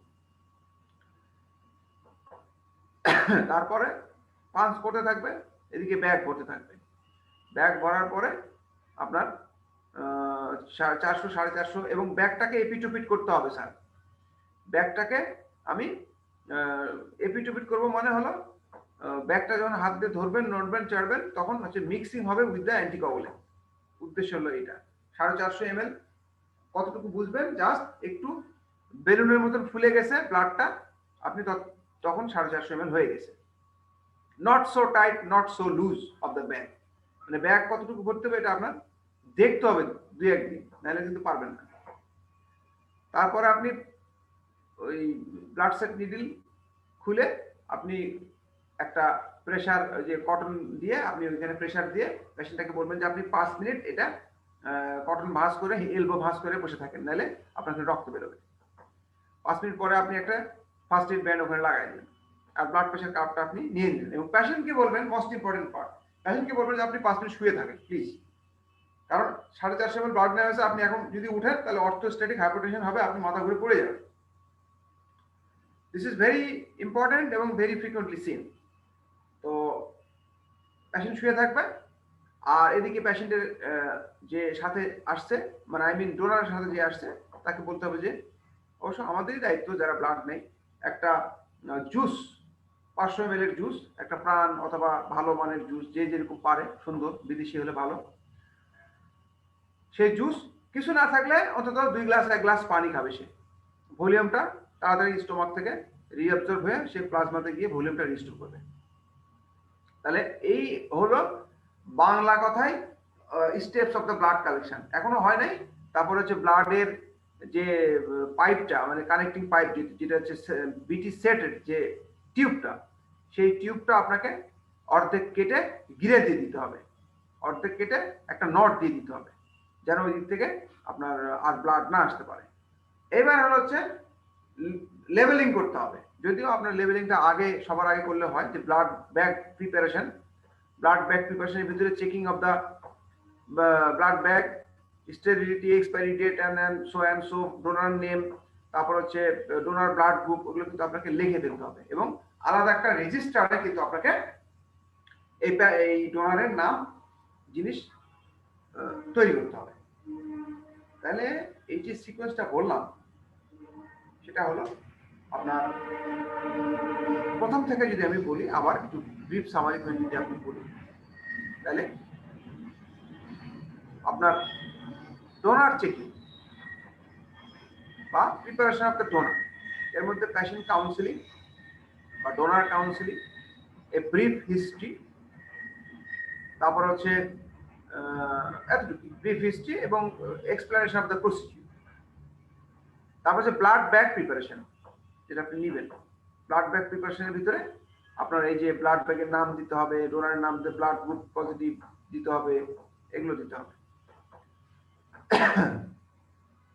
তৃতীয় হলো প্রসিডিউর প্রপার, যেটা হলো প্রসিডিউর প্রপার। আমি কিন্তু steps of the collection of the blood বলছি, তাহলে প্রসিডিউর প্রপার, সেখানে আপনি এইভাবে গণনা করবেন যে কাপ লাগাবো, কাপের পরে এই এই ব্লাড ব্যাগ নিব। তারপর হচ্ছে final preparation of the blood bag, আপনি কেটে আপনাকে একটা নট দিয়ে রেডি করতে হবে, নট দিয়ে রেডি করতে হবে। তারপরে আপনি ফাইনালি কি করবেন, এবং preserve in a cold box, cold বক্সে আপনাকে প্রিজার্ভ করতে হবে। এই কথাটা না বললে হবে না। Thank you. Now the prerequisite investigation for blood transfusion. Blood ট্রান্সফিউশনের আগে আপনার কিছু ইনভেস্টিগেশন আপনাকে করতেই হবে। ওই রোগীটা অথবা ওই ডোনারের ব্লাড গ্রুপিং করতে হবে এবং আরএইচ টাইপিং। তাহলে বলেন, blood grouping and Rh typing of the patient and donor.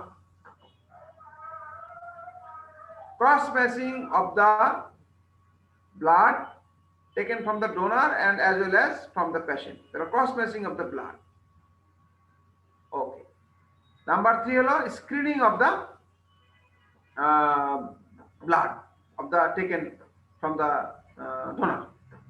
Screening test করতে হবে। এই 5টা, এইচআইভি, ম্যালেরিয়া, সিফিলিস, তারপর হচ্ছে হেপাটাইটিস বি আর হেপাটাইটিস সি, এই 5টার জন্য স্ক্রিনিং। এছাড়া ব্লাড ট্রান্সফিউশনের আগে এই ট্রান্সফিউশন দিতে হবে কিনা, সেজন্য পেশেন্টের একটা কমপ্লিট ব্লাড কাউন্ট, একটা সিবিসি, হিমোগ্লোবিন পার্সেন্টেজ কত, প্যাক সেল ভলিউম কত করতে হবে আপনার। একটা সিরাম ইউরিয়া ক্রিয়েটিনিন করতে হবে, কারণ এই পেশেন্টের তো ব্লাড ট্রান্সফিউশন রেনাল ফেলিউর যদি হয়ে যায় তাহলে কিন্তু আপনি মিলাইতে পারবেন না। তাহলে ইউরিয়া ক্রিয়েটিনিন আপনি করতে হবে, একটা আরবিএস করতে হবে, ব্যাস। আর এনি হাইপার সেন্সিটিভিটি রিয়াকশন আছে কিনা যদি থাকে হিস্ট্রি, তাহলে আপনাকে ওইটা মিলায় রাখতে হবে। কি ইনভেস্টিগেশন করবেন এটা বললাম না, কিন্তু হিস্ট্রি একটা হাইপার সেন্সিটিভ রিয়াকশন হতে পারে, এটা নিয়ে রাখতে হবে। কারণ যে কোনো সময় ব্লাড ট্রান্সফিউশনের পরে কিন্তু ব্লাড ট্রান্সফিউশন রিয়াকশন হতে পারে। আপনি হিমোগ্লোবিন জানাটা খুব জরুরি পেশেন্টের। এবং শুধু তাই না, ব্লাড দেওয়ার পরে কতটুকু হিমোগ্লোবিন উন্নতি হলো সেটা আপনি জানবেন না। So this are the investigation. অনেক সময় যদি ইন্ডিকেশন এরকম হয় যে প্লাটলেট কাউন্ট, তো বললামই প্লাটলেট কাউন্ট যদি কমের কারণে হয় তো প্লাটলেট কাউন্ট আপনি জানবেন না সিবিসি করে। আবার অনেক সময় প্রথমদিন টাইম আইএনআর এপিটিটি এগুলো করতে হয় যদি সেই ইন্ডিকেটেড ব্লাড ট্রান্সমিশন করতে হয়, যেমন অবস্থা জন্ডিসে, যেমন সেপটিক শকে, ডিসেমিনেটেড ইন্টারভার্সাল কোগুলেশনে আপনাকে অমুক টেস্টগুলো করতে হবে। কি কি? PT, INR, APTT, fibrin degradation products, D-dimer, এগুলো করতে হবে অ্যাকর্ডিং টু। ওগুলো যদি আপনি বলেন ইন কেস অফ অমুক অমুক অমুক ডিআইসি সেপটিক শক আমি এই টেস্টগুলো করবো ব্লাড ট্রান্সমিশনের আগে, sir will be very happy. What are the products that can be obtain from 1 into the blood? এক ব্যাগ ব্লাড থেকে আপনি কি কি প্রোডাক্ট পেতে পারেন? আপনি নাম বলেন না। একটা 1 ইউনিট প্যাকড সেল আপনি পেতে পারেন, 1 ইউনিট প্যাকড সেল পেতে পারেন। একটা হোল ব্লাডই পেলেন, ফ্রেশ হোল ব্লাডের একটা ইউনিট পেলেন, 1 ইউনিট প্যাকড সেল পেলেন, নিচে যেটা পড়ে থাকবে।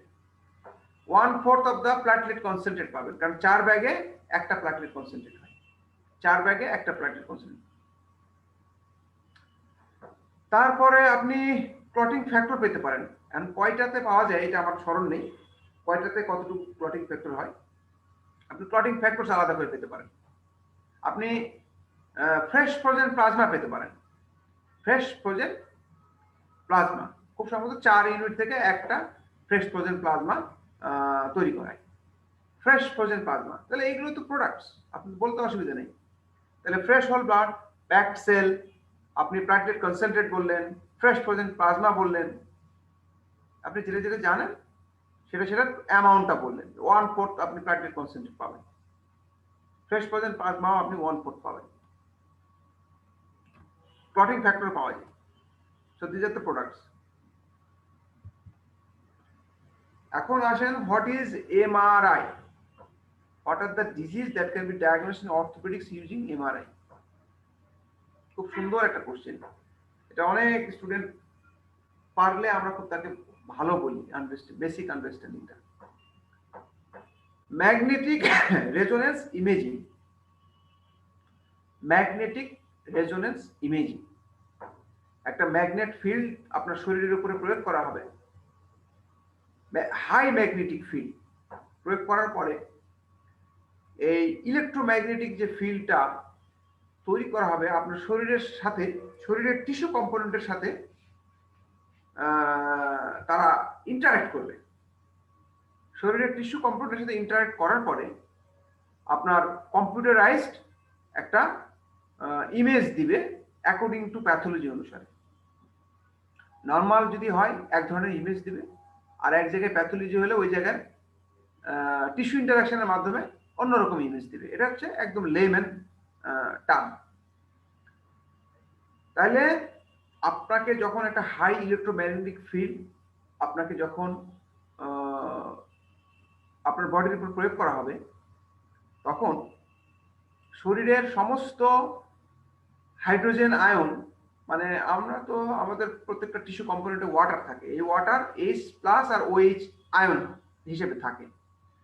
এখন H+ যেগুলো, এগুলো তো আপনারা বুঝেন যে ইলেকট্রোম্যাগনেটিক বা ইলেকট্রনের ব্যাপার স্যাপার থাকে।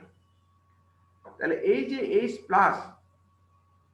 আয়নগুলি আপনার সবগুলি আপনার একটা অ্যালাইনমেন্টে চলে আসে। আপনার একটা হাই ইলেকট্রোম্যাগনেটিক ফিল্ড যদি আপনি আপনার শরীরের চারিদিক দিয়ে যদি ঘুরতে থাকে, তাহলে আপনার বডির সমস্ত ওয়াটার কম্পোনেন্টের হাইড্রোজেন আয়ন একটা অ্যালাইনমেন্টে চলে আসে।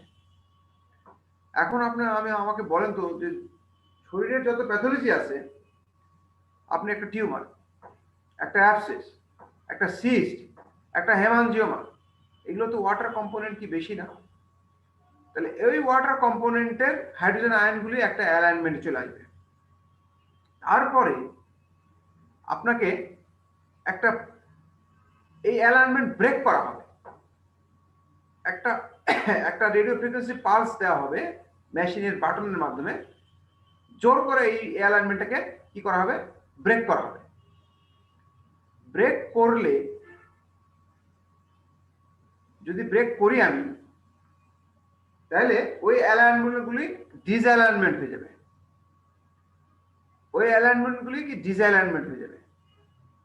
এবং সেটা যদি আমি রেডিও ফ্রিকোয়েন্সি পালসটা যদি উইথড্র আবার করি, তাইলে কে কত দ্রুত আবার হাইড্রোজেন আয়ন, যার যত বেশি অ্যামাউন্ট, সে তত দ্রুত বেশি আবার রিঅ্যালাইনমেন্ট হয়ে যাবে। তাহলে এই যে ডিসঅ্যালাইনমেন্ট এবং রিঅ্যালাইনমেন্ট অফ দ্য হাইড্রোজেন আয়ন একটা রেডিও ফ্রিকোয়েন্সি ইম্পালস প্রয়োগ করার পরে যে খেলাধুলাটা হবে, এই খেলাধুলাটা কম্পিউটারের মাধ্যমে প্রকাশ পাবে। যে খেলাধুলাটা হবে সেইটা কম্পিউটারের মাধ্যমে পাবে। এটা হচ্ছে আপনাকে এমআরআই এর মেকানিজমটা আমি বললাম। তো হাই ইলেকট্রোম্যাগনেটিক ফিল্ড আপনার শরীরে প্রয়োগ করলে পরে আমার হাইড্রোজেন আয়ন কন্টেন্ট যেগুলো টিস্যু আছে, সবই টিস্যু, ওগুলো অ্যালাইনমেন্ট হবে। একটা হাই রেডিও ফ্রিকোয়েন্সি পালস প্রয়োগ করা হবে এটাকে ডিসঅ্যালাইন করার জন্য, এবং এটা উইথড্র করা হবে। তখন কে কত দ্রুত আবার রিঅ্যালাইনমেন্ট হয় এই ছবিটা কম্পিউটারের মাধ্যমে। এখন একটা জায়গায় ক্যান্সার আছে, তার হাইড্রোজেন আয়ন তো অনেক, সে ফাটাফাট সবার আগে রিঅ্যালাইনমেন্ট হয়ে যাবে ওই জায়গাটা। তখন ওই জায়গাটা T1 আর T2 ফেজ এরকম একটা ব্যাপার স্যাপার আছে, ওগুলো আর গেলাম না। তো এই ব্যাপার স্যাপারগুলি তখন কম্পিউটারে একটা লিশন আকারে বা একটা অ্যাবনর্মাল ছবি আকারে কিন্তু প্রকাশ পাবে। This is magnetic resonance imaging. তাহলে pathology will have high water content, high hydrogen ion content, এবং তত বেশি দ্রুত ইলেকট্রোম্যাগনেটিক পালসের সাথে অ্যালাইনমেন্ট রিঅ্যালাইনমেন্ট হবে যদি আপনি একটা ফ্রিকোয়েন্সি দিয়ে উইথড্র করেন আর হচ্ছে দেন। That is the concept of the magnetic resonance imaging. এখন কি কি ডায়াগনোস করা হয়? যে কোনো ধরনের টিউমার, আপনি অর্থোপেডিক কেন, আপনি সকল টিউমার, আপনি একটা ব্রেনের এমআরআই করেন, ক্লটেড ব্লাড, ওখানে কি বেশি বেশি ইয়ে না, এক্সট্রা ভ্যাসিশন হয়ে গেছে না, তাহলে ওখানে আপনার ক্লটেড ব্লাড এক ধরনের আসবে। তো অর্থোপেডিকের কি কি আপনি এখানে দেখাতে চাইছেন? তাহলে MRI mainly soft tissue imaging এ ভালো হয়, সফট টিস্যু প্যাথোলজি দেখার জন্য, বিশেষ করে মাসেলস, হ্যাঁ, তারপরে হচ্ছে কোনো ভিসেরা, এগুলো কিন্তু এমআরআই ভালো দেখা যায়, any viscera, soft tissue, spinal cord, brain, এগুলো কিন্তু এমআরআই দেখা যায় ভালো। আদার দেন দ্যাট এমআরআই আমরা রেকটাল ম্যালিগনেন্সির ইয়ে করি, আপনার স্টেজিং করি, এমআরআই ব্রেস্ট করি সফট টিস্যু ক্যান্সার স্টেজিং করার জন্য অথবা ডায়াগনোসিস করার জন্য। অর্থোপেডিক কি আপনি বলবেন যে ব্রেন অ্যান্ড স্পাইনাল কর্ডের কোন প্যাথোলজি, কারণ আপনার স্পাইনাল কর্ডের টিউমার, স্পাইনাল কর্ডের হেমানজিওমা, স্পাইনাল কর্ডের অ্যানিউরিজম, এগুলো সব কিন্তু এমআরআই সুন্দর আসে, যেটা স্পাইনাল কর্ডকে কম্প্রেস করতেছে। বনি লিশন সিটি স্ক্যানে সবচেয়ে ভালো, বাট ইভেন দো স্পাইনাল কর্ডেরও ভার্টিব্রাল বডিরও ছবি চলে আসে অর্থোপেডিকে এমআরআই। আরেকটা হলো অর্থোপেডিকের বলতে হবে অ্যাভাস্কুলার নেক্রোসিস অফ দ্য বোন, এটা বলতেই হবে, avascular necrosis of the bone following osteomyelitis. Even অস্টিওমাইলাইটিসেও এমআরআই করা যায়। Avascular necrosis of the bone কোথায় হয়? Avascular necrosis of the femoral head, আপনার fracture neck of the femur. তারপরে আপনার স্ক্যাফয়েড ফ্র্যাকচার ভালো ডায়াগনোস করার জন্য ইভিএন করা হয়। ক্রনিক অস্টিওমাইলাইটিস ডায়াগনোস করার জন্য এমআরআই করা হয়।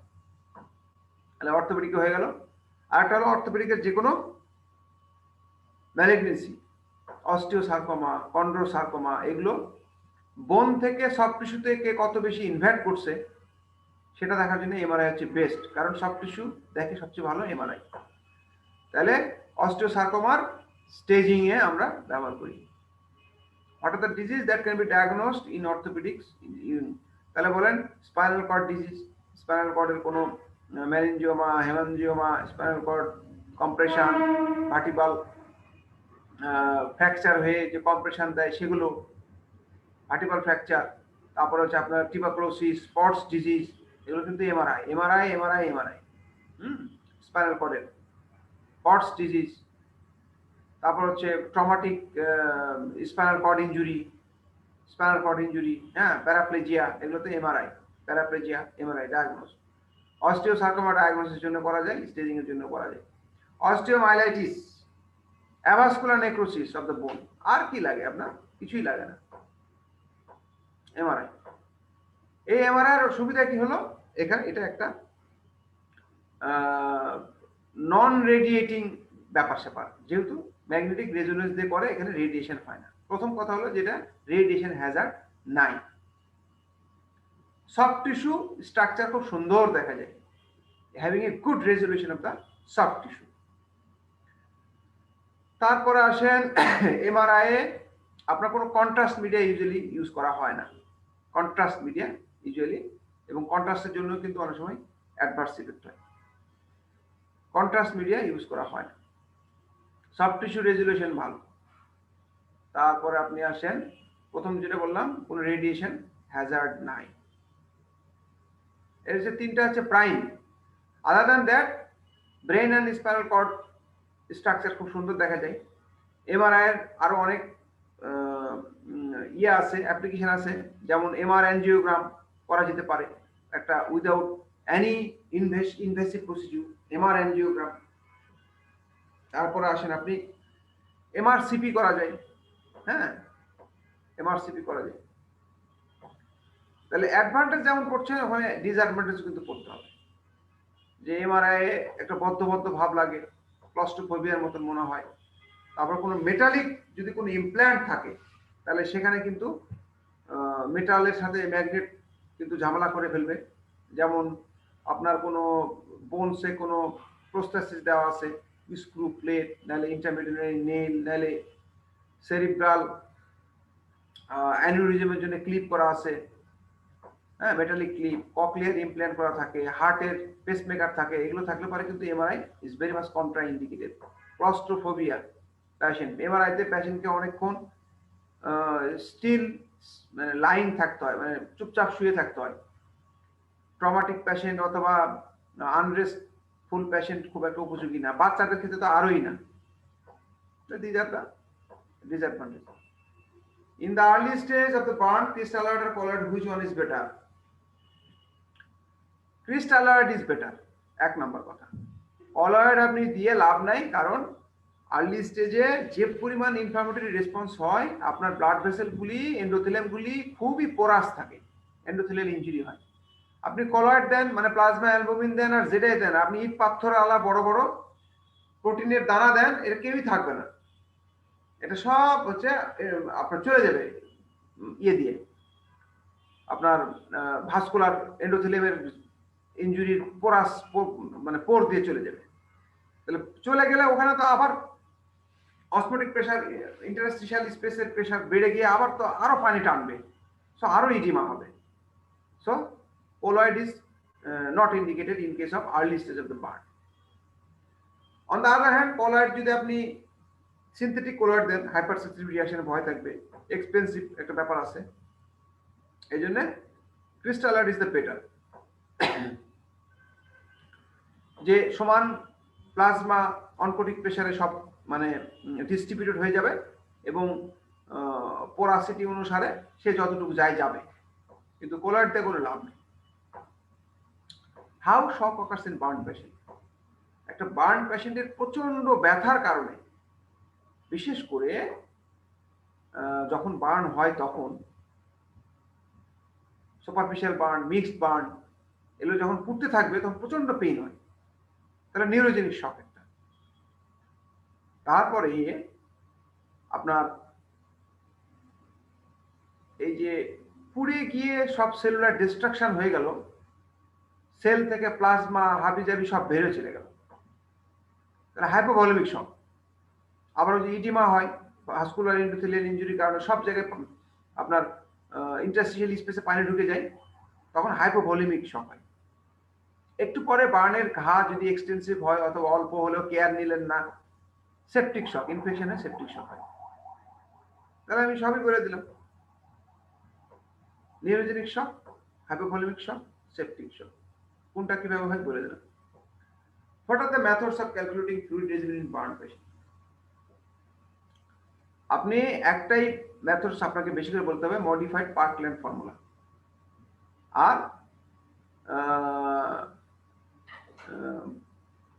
মুরে ফর্মুলা, মুরে ফর্মুলাটা সাধারণত কলায়েডের জন্য, পরে কলায়েড দেওয়ার জন্য, ক্রিস্টালায়েড দেওয়ার জন্য মডিফাইড পার্কল্যান্ড ফর্মুলা। আর মুরে ফর্মুলা হচ্ছে আপনার কলায়েড দেওয়ার জন্য। তো কিভাবে দেয় এটা তো আপনারা বহুবার করছেন। মডিফাইড পার্কল্যান্ড ফর্মুলা হচ্ছে 4 into percentage of the 4 into body weight into percentage of the burn surface area, কত এলাকা হলো, এটা সমান সমান ml, এত ml হবে। এই এত ml এর প্রথম অর্ধেক আপনার প্রথম 8 ঘন্টায় দিতে হবে, মানে অর্ধেক দিতে প্রথম 8 ঘন্টায়, বাকি 16 ঘন্টায় দিতে হবে, বাকি অর্ধেক, বাকি 16 ঘন্টা দিতে হবে। এই 24 ঘন্টায় ক্রিস্টালায়েড দিয়ে করব। 24 ঘন্টার পরে যখন আপনার ইনফ্লামেশনটা একটু সাবসাইড করতে থাকবে, তখন আপনি পরে কলায়েড দিতে পারবেন, কলায়েড দিতে পারবেন। সেই কলায়েডটাকে আবার ভাগ করা হয়েছে মুরে দিয়ে। তাহলে what are the methods? Modified Parkland formula আর হচ্ছে Muir. What is the CT scan finding of extradural and subdural haematoma?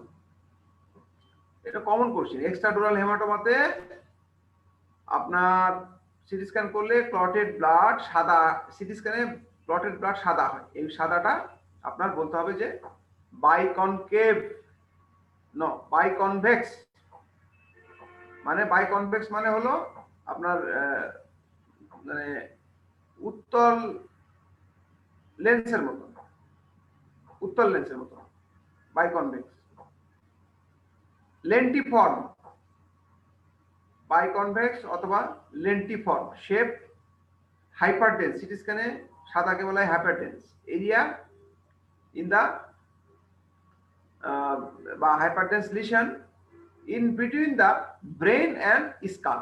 শব্দটা বলে in between the brain and skull, ব্রেনের উপরে আর হচ্ছে স্কাল বোনের নিচে, কারণ এটা ব্রেনের নিচে কিন্তু না, এক্সট্রাডুরাল মানে ব্রেনের উপরে, এই জন্য শব্দটা বলে biconvex lentiform shape hyperdense lesion in between the brain and the skull,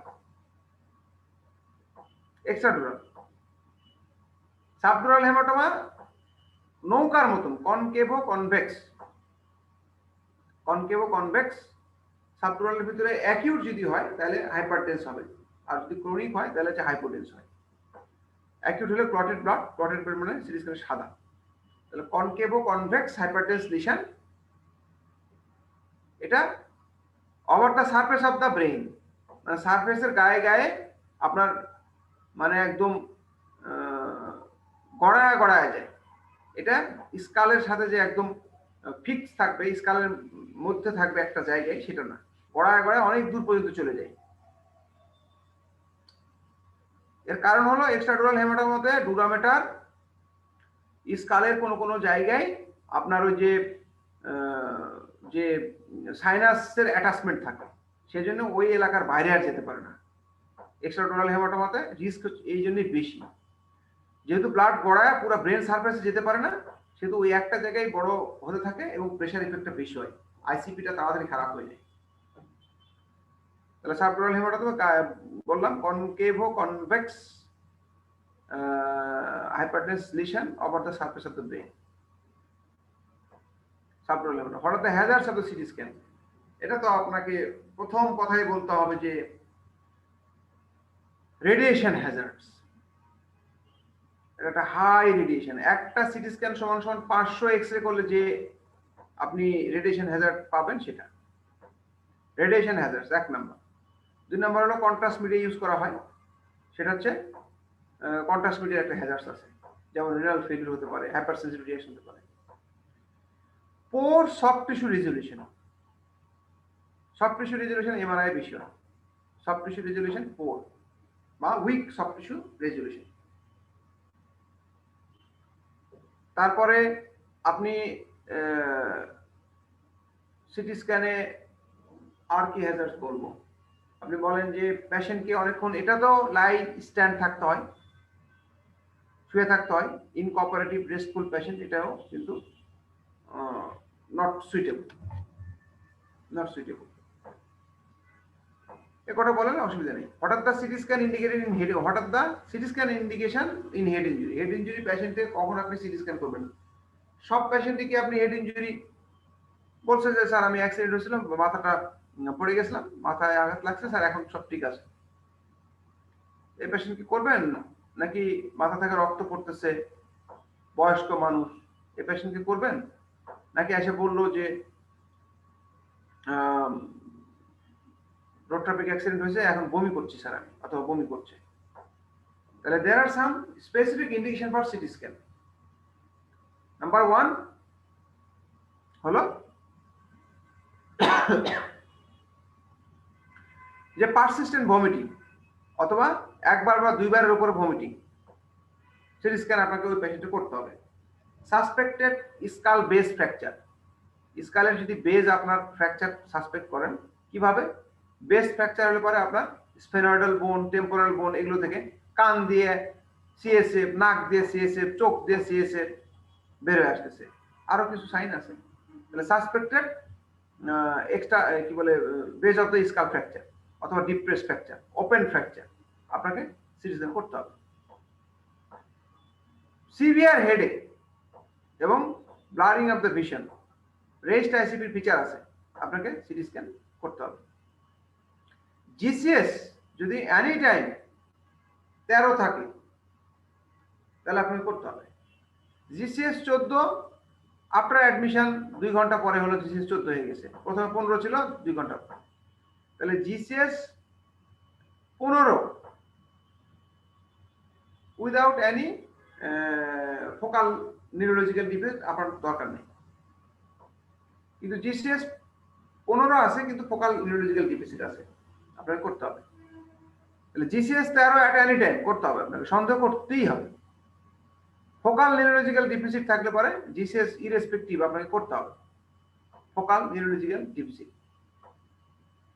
অর্থাৎ একদিকে হেমিপ্যারেসিস হয়েছে বা হেমিপ্লেজিয়া হয়েছে, এগুলো হচ্ছে দুর্বলতা হয়েছে, উইকনেস হয়েছে, এটা আপনাকে করতে হবে। একটা পেশেন্ট, বয়স্ক পেশেন্ট অ্যান্টিকোগুলেন্ট খায়, করতে হবে হিস্ট্রি নিয়ে যদি আপনি এরকম পান। Severe mode of the injury, আবার যতই বলুক, যদি বলে যে স্যার বাস আসছিল প্রায় 80 বেগে, আমি আসছিলাম 40 বেগে, যেটাই হোক কিন্তু কলিশন হয়েছে মারাত্মকভাবে, এই পেশেন্ট ভালো থাকলেও আপনি অবশ্যই করতে হবে। কেন করবেন? ভায়োলেন্ট ফোর্স অ্যাপ্লাইড হচ্ছে, আপনাকে সাসপেক্ট করতে হবে যে। তাহলে মোড অফ দ্য ইনজুরি, একটা পেশেন্ট যদি মোর দ্যান 75 হয়, অ্যান্টিকোগুলেন্ট টাইপ করবেন। Violent force of the injury, এটাও করবেন আপনি, বা মোড অফ দ্য ইনজুরি। বাকিগুলো সব তো হলো পারসিস্টেন্ট হেডেক, তারপর হচ্ছে persistent vomiting, more than focal neurological GCS 13 14, এগুলো আপনাকে চিকিৎসা করতে হবে। অল সাসপেক্টেড বেস ফ্র্যাকচার করতে হবে। Name common organisms causing community acquired surgical infection. Community acquired ওই যে হসপিটাল অ্যাকুয়ার্ড, আবার সার্জিক্যাল ইনফেকশন মানে সার্জিক্যাল সাইট ইনফেকশন, বা ইউটিআই করলো, সেটাও তো একটা, বা কোলানজাইটিস করলো, সেগুলো কমন অর্গানিজম বলতে হবে। মেইনলি ইকোলাই, কি বলে, গ্রাম নেগেটিভ অর্গানিজম, কি streptococcus gram negative organism, ইস্টেরিয়া coli, pseudomonas, এগুলো হচ্ছে মেইনলি দায়ী। ব্যাকটেরিয়েডস, তাছাড়া স্ট্রেপ্টোককাস, নিউমোনি, স্ট্যাফিলোকক্কাস। তাহলে এই 5টা যে অর্গানিজমের নাম বললাম আপনাকে অবশ্যই বলতে হবে। Staphylococcus aureus, streptococcus, pneumonia, Escherichia coli, pseudomonas, proteus, আরেকটা বলছে bacteroides. Surgical infection, how will you clinically differentiate between boil and carbuncle? Already একবার আলোচনা হয়েছে। What is the treatment of cellulitis? Yes, আপনাকে যদি অল্প হয়, জায়গা ছোট হয়, যদি টক্সিক ফিচার কম থাকে, যদি এক্সটেন্সিভ ব্লিস্টারিং কম্পার্টমেন্ট সিস্টেম না থাকে, অল্প হলে পরে, টক্সিক ফিচার কম থাকলে পরে আপনি মেডিকেল ম্যানেজমেন্ট দিবেন। কিভাবে? Antibiotic, start antibiotic, preferably injectable, but ছোটখাটো একদম ছোট হলে পরে আপনি ওরাল ফর্মে দিতে পারেন। কি অ্যান্টিবায়োটিক দিবেন? স্ট্রেপ্টোককাস পায়োজেনিসের বিরুদ্ধে অ্যান্টিবায়োটিক, বিশেষ করে অ্যামক্সিসিলিন অথবা সেফট্রিয়াজোন, সেফালোস্পোরিন। হাত পা যদি হয় তাহলে এলিভেট করে রাখবেন, elevation of the affected part. একটা অ্যানালজেসিক দিবেন, অ্যানালজেসিক দিবেন, আর রেস্ট অফ দ্য লিম্ব দিবেন। আর সার্জিক্যাল চিকিৎসা ইন্ডিকেশন বলছি কোথায় কোথায়: wound debridement, aggressive wound debridement under general anesthesia, surgical treatment followed by regular care of the wound, সেটা ড্রেসিং করেও হতে পারে ছোটখাটো হলে পরে স্কিন গ্রাফট অথবা ফ্ল্যাপ লাগতে পারে। Classify hemorrhage based on the time of the on the relation to operation. Primary hemorrhage at the time of the operation অথবা injury. Reactionary hemorrhage within 24 hours of the incident of the operation. Incident of the trauma or operation. তো reactionary হেমোরেজের example দিতে বলছে। Primary haemorrhage আমি বলছি, আর secondary haemorrhage usually occurs after 7 to 14 days, বা usually occurs at 7 to 14 days। প্রত্যেকটার দুটো করে এক্সাম্পল দিতে বলছে। হাউ টু প্রাইমারি হেমোরেজ তো আপনি বললেন যে ট্রমার সময় যে ব্লিডিং হয় সেটা, অপারেশনের সময় যে ব্লিডিং হয় সেটা প্রাইমারি হেমোরেজ, দুটো হয়ে গেল। রিঅ্যাকশনারি হেমোরেজ এক্সাম্পল দেন, আমরা মনে রাখি গলায় দুইটা, তলায় দুইটা।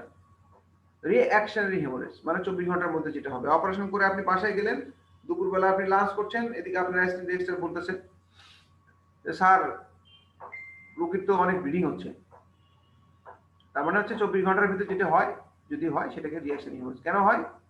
কারণ হলো ডিসলজমেন্ট অফ দ্য ক্লট হয়, স্লিপেজ অফ দ্য লিগেচার হয়, হাই ব্লাড প্রেশারের কারণে হয়, আর পেশেন্টের যদি স্ট্রেনিং ফ্যাক্টর থাকে অনেক, কাফিং। এক্সাম্পল হলো গলায় দুটো, তলায় দুটো। গলায় যদি বলেন টনসিলেক্টমি, থাইরয়েডেক্টমি, তলায় যদি বলেন প্রোস্টেটেক্টমি আর হিমোরয়েডেক্টমি। গলায় দুটো, তলায় দুটো, মনে রাখবেন। Secondary haemorrhage mainly due to infection, যেখানে র সারফেস অনেক বেশি হয়, এক্সটেন্সিভ সার্জারি সেখানে সেই ক্ষেত্রে হয়। প্রোস্টেটেক্টমির পরে সেকেন্ডারি হেমোরেজ হয়, গ্যাস্ট্রেক্টমির পরে সেকেন্ডারি হেমোরেজ হয়, হিমোরয়েডেক্টমির পরে সেকেন্ডারি হেমোরেজ হয়। মনে রাখবেন, গ্যাস্ট্রেক্টমি, স্প্লেনেক্টমি, প্রোস্টেটেক্টমি আর হিমোরয়েডেক্টমি। যদি পারেন লিখে রেখেন, চেষ্টা করলে পারবেন। কারণ অনেক র সারফেস তৈরি হয়, এই র সারফেসগুলি ইনফেকশনের প্রতি প্রবণতা থাকে, আলটিমেটলি ওইখানকার ব্লাড ভেসেলগুলি স্লাফ আউট হয়ে যায়, তখন প্রচন্ড ব্লিডিং হয়। বিশেষ করে হিমোরয়েডেক্টমি, প্রোস্টেটেক্টমি আপনি বললে সারারা খুশি হয়ে যাবে। How to diagnose arterial bleeding, venous bleeding, capillary bleeding? একদম সহজ কোশ্চেন। আর্টেরিয়াল ব্লিডিং কিরকম হয়? পালসেটাইল হয়, স্পাউটিং হয় ফাটাফাট, এবং কেমন হয়? ব্রাইট রেড হয়, একদম ব্রাইট রেড। ভেনাস ব্লিডিং একটু ডার্ক হয়, সামান্য একটু ডার্ক হয়, এটা স্পাউটিং হয় না, উজিং টাইপের হয়, মানে গড়ায় গড়ায় পড়ে। এবং আর্টেরিয়াল ব্লিডিং এর পরিমাণ বেশি, ভেনাস ব্লিডিং এর পরিমাণ একটু কম। আর ভেনাস ব্লিডিং হলে কোলাপসিং একটা পোর্শন দেখা যায় একটা পর্যায়ে। আর ক্যাপিলারি ব্লিডিং এটাও ডার্ক হয়, বাট কি বলে রেড হয়, কিন্তু ব্রাইট রেড না। ক্যাপিলারি ব্লিডিং এটাও নন পালসেটাইল সাধারণত হয়, এবং এটার সময় আরো অনেক বেশি নেই, অনেক স্লোলি ক্যাপিলারি ব্লিডিং হয়ে গেল। তাহলে কালার, পালসেশন আর হচ্ছে অ্যামাউন্ট, ভেরি ইম্পর্টেন্ট। তিনটা জিনিস দিয়ে যদি আপনি বলেন তাহলে হয়ে গেল। What are the surgical cause of chronic haemorrhage? Chronic হেমোরেজের সার্জিক্যাল কজ কি? মানে অনেক দিন ধরে ব্লাড চলে যাচ্ছে, কোথা থেকে যাচ্ছে সেটা আমি জানি না। কোথা থেকে যাওয়ার সম্ভাবনা থাকতে পারে? একটা জিআই ট্র্যাক্ট থাকতে পারে, একটা ইউরিনারি ট্র্যাক্ট থেকে থাকতে পারে না, একটা রেসপিরেটরি ট্র্যাক্ট থেকে থাকতে পারে। জিআই ট্র্যাক্টের ভিতরে আপনার মানে জিআইটি সিস্টেম এবং হেপাটোবিলিটি দুটোই ধরে। আর হচ্ছে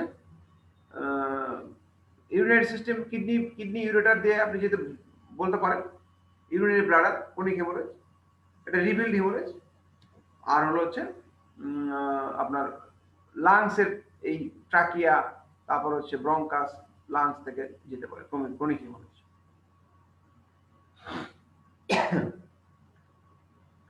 তাহলে বলেন chronic haemorrhage peptic ulcer disease, এটাও তো একটা medical disease as well as surgical disease. যে কোনো malignancy, GIT, oesophageal malignancy, gastric cancer, chronic haemorrhage কিন্তু হয়। অনেক সময় দেখাও যায়, অনেক সময় দেখাও যায়। কার্সিনোমা অফ দ্য স্টোমাক, আপনি বলতে পারবেন না? Carcinoma of the oesophagus, carcinoma of the colon, sir caecum, sir left colon, sigmoid colon, rectum. Carcinoma ছাড়া রেকটামের কি আর হয় না? হেমোরয়েড, পাইলস, এগুলোতে ক্রনিক হেমোরেজ হয় না? অসুবিধা কোথায়? আর তো রইল কিছু, বাকি রইল না।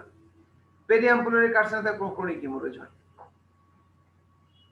আচ্ছা, তারপর ইউরিনারি ট্র্যাক্টে যান, renal malignancy, tuberculosis, stone, renal stone, এগুলোতেও ক্রনিক হেমোরেজ হয়।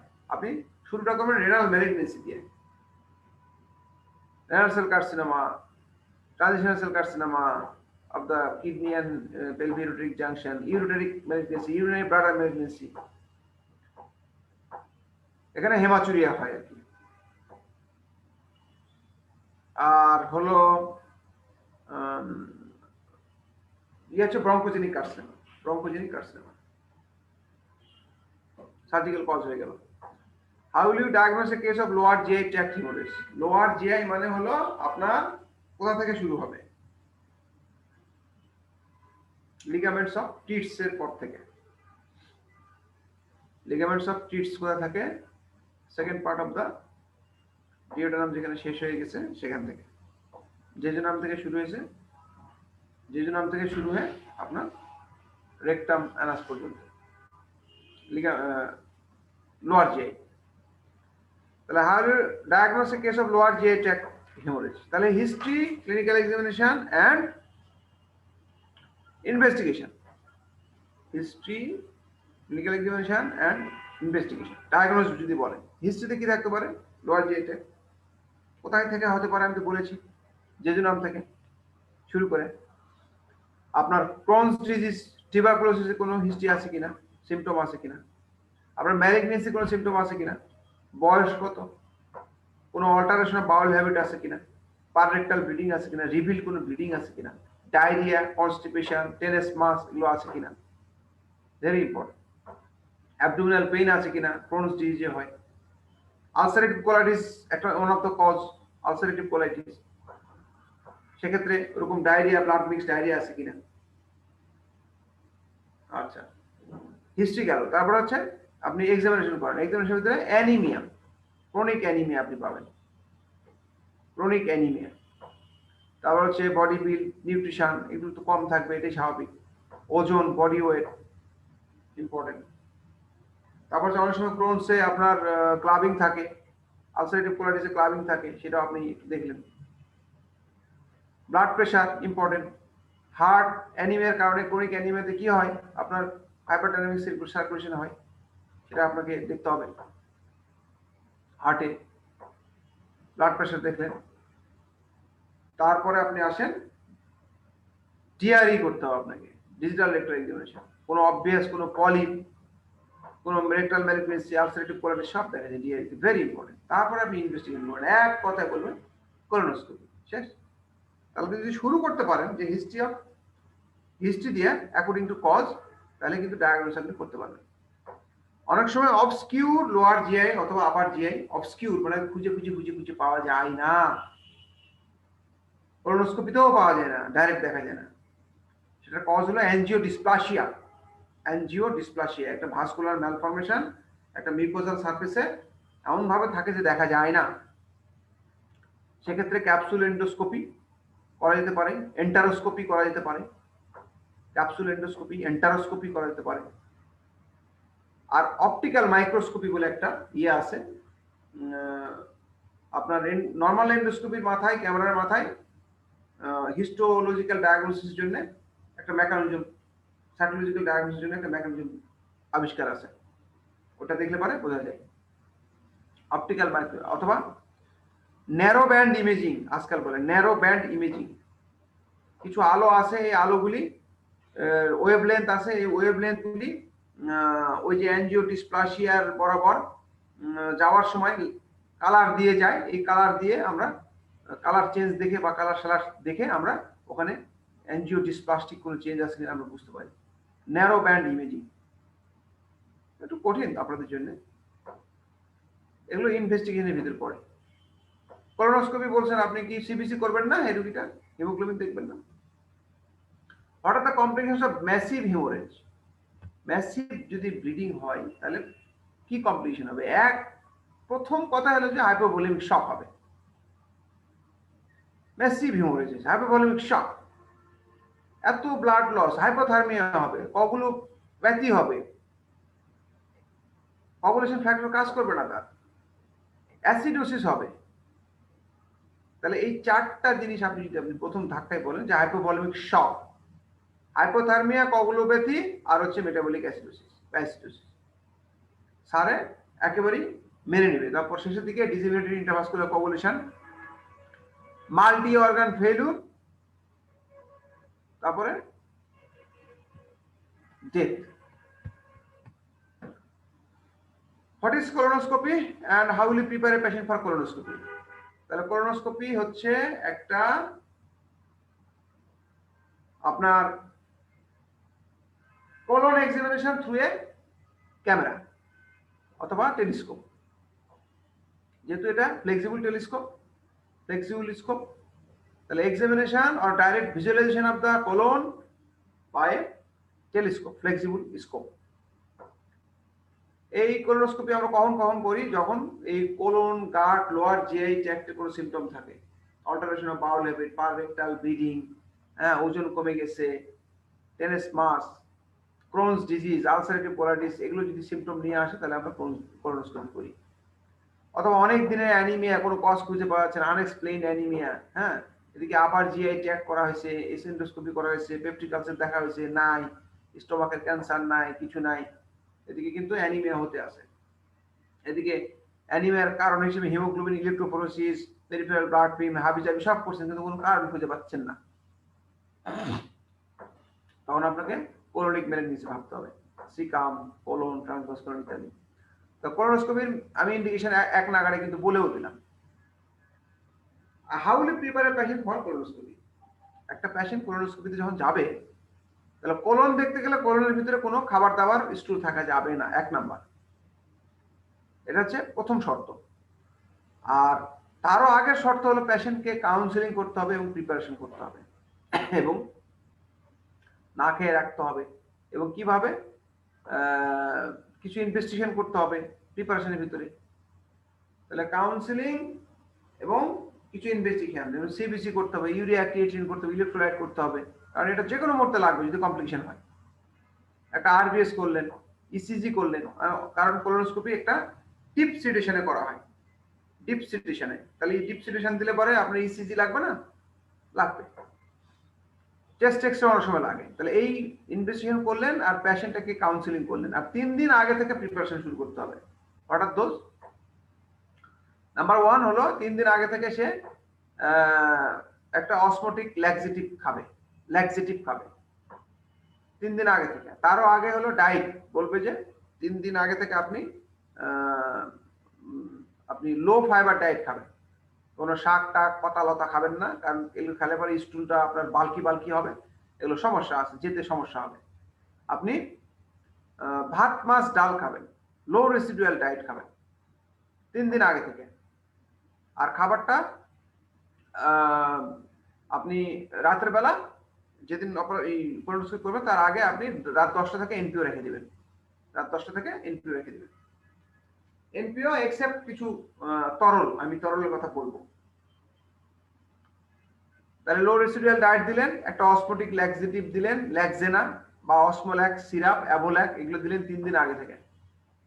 তারপরে রাতে, যেদিন রাতে আপনার কোলোনোস্কোপির আগের দিন রাতে আপনাকে ডাইরেক্ট গ্লাসের মাধ্যমে আপনার অসমোটিক ল্যাক্সেটিভস পুরা গাট ইমিডিয়েট ক্লিয়ার করার জন্য, এতদিন তো আপনি স্টুল হতে দেন নাই, এবারে আপনি যতটুকু হয়েছে ততটুকু ক্লিয়ার করবেন সকালে দেখার জন্য। আপনি 2 প্যাকেট আপনি অসমোটিক ল্যাক্সেটিভ পিকোল্যাক্স নামে পাওয়া যায়, অথবা অসমোসল, যেটা অসমোসল যেটা আপনার স্যালাইনে পাওয়া যায়, স্যালাইন ইন্ট্রাভেনাস ফর্মে যে সলিউশনটা পাওয়া যায়, এই যে কোনো একটা যে কোনো দুটোর একটা, এই দুটোর যে কোনো একটা আর কি। তাহলে অসমোসল 500 ml একটা ইয়েতে পাওয়া যায়, বোতলে পাওয়া যায়, 1000 পাওয়া যায়। 500 ml সে রাত 10টা থেকে পানি ওই অসমোসল খাওয়া শুরু করবে। কতটুকু খাবে? 1 গ্লাস করে প্রত্যেক 15 মিনিট পর পর খাবে, অসমোসল খাবে। এটা যেহেতু অসমোটিক ডায়াবেটিক্স, সেহেতু গার্ড দিয়ে যাওয়ার সময় সব একদম ধুয়ে মুছে নিয়ে চলে যাবে। তাহলে 15 মিনিট পর পর এই 500 ml খেয়ে ফেললো, একটা অপশন। আর একটা অপশন হলো যে 2 প্যাকেট বা 2 স্যাচেট ওআরএস এর মতন স্যাচেট পিকোল্যাক্স পাওয়া যায়, 1 গ্লাস পানিতে ডুবিয়ে সে রাত 10টার সময় ওইটা 2 গ্লাস পানিতে ডুবিয়ে সে 10টার সময় 2 গ্লাস পানি 2 ঘন্টা ধরে খাবে, 2 গ্লাস পানি 2 ঘন্টা ধরে খাবে। এই খাওয়ার পরে পেশেন্ট যে বাথরুমে যাওয়া শুরু হবে তার আর শেষ হবে না, মানে 12টা 1টা 2টা 3টা পর্যন্ত সে বাথরুমে যেতেই থাকবে। কারণ হলো সব ধুয়ে মুছে একটু পরপরই তার ডেফিকেশনের চাপ আসবে এবং অনেক ফ্লুইড লিকুইড চলে যায়। সেই জন্য পেশেন্টকে পাশাপাশি ওরাল স্যালাইন মুখে খেতে বলা হয়। আপনি ওআরএসও খেতে থাকেন। যে পেশেন্ট ওআরএস খেতে পারে না, বেডরিডেন বা ভমিটিং ইত্যাদি হাবিজাবি আছে, সেই পেশেন্টকে ইন্টারভেনাস স্যালাইনও লাগতে পারে। তাহলে রাত 6টা বাজতে তার কিন্তু গার্ড ক্লিয়ার হয়ে যাবে। সকালবেলা পেশেন্ট খালি পেটে কোনো কিছু খাবে না, খালি পেটে চলে যাবে হচ্ছে একটা ইন্ট্রাভেনাস লাইন ওপেন করে সে চলে যাবে হচ্ছে কোলোনোস্কোপি ডিপার্টমেন্টে। ইন্ডিকেশন অফ কোলোনোস্কোপি বলা হয়ে গেছে। নেম দা জিআই কন্ট্রাস্ট এক্সরে, অলরেডি আমি বলেছি। একটা হচ্ছে বেরিয়াম সালফেট, একটা হচ্ছে গ্যাস্ট্রোগ্রাফিন। বেরিয়াম সালফেট আর গ্যাস্ট্রোগ্রাফিন এই দুটোই সাধারণত ব্যবহার করা হয়। আপার জিআই ও লোয়ার এনএমআও তো ইউজ করতে পারেন, আবার মিলেও সলোতে ইউজ করতে পারেন। Mention the positive findings for C oesophagus in barium swallow. এই যে দেখেন সলোতে আপনার পজিটিভ ফাইন্ডিংস।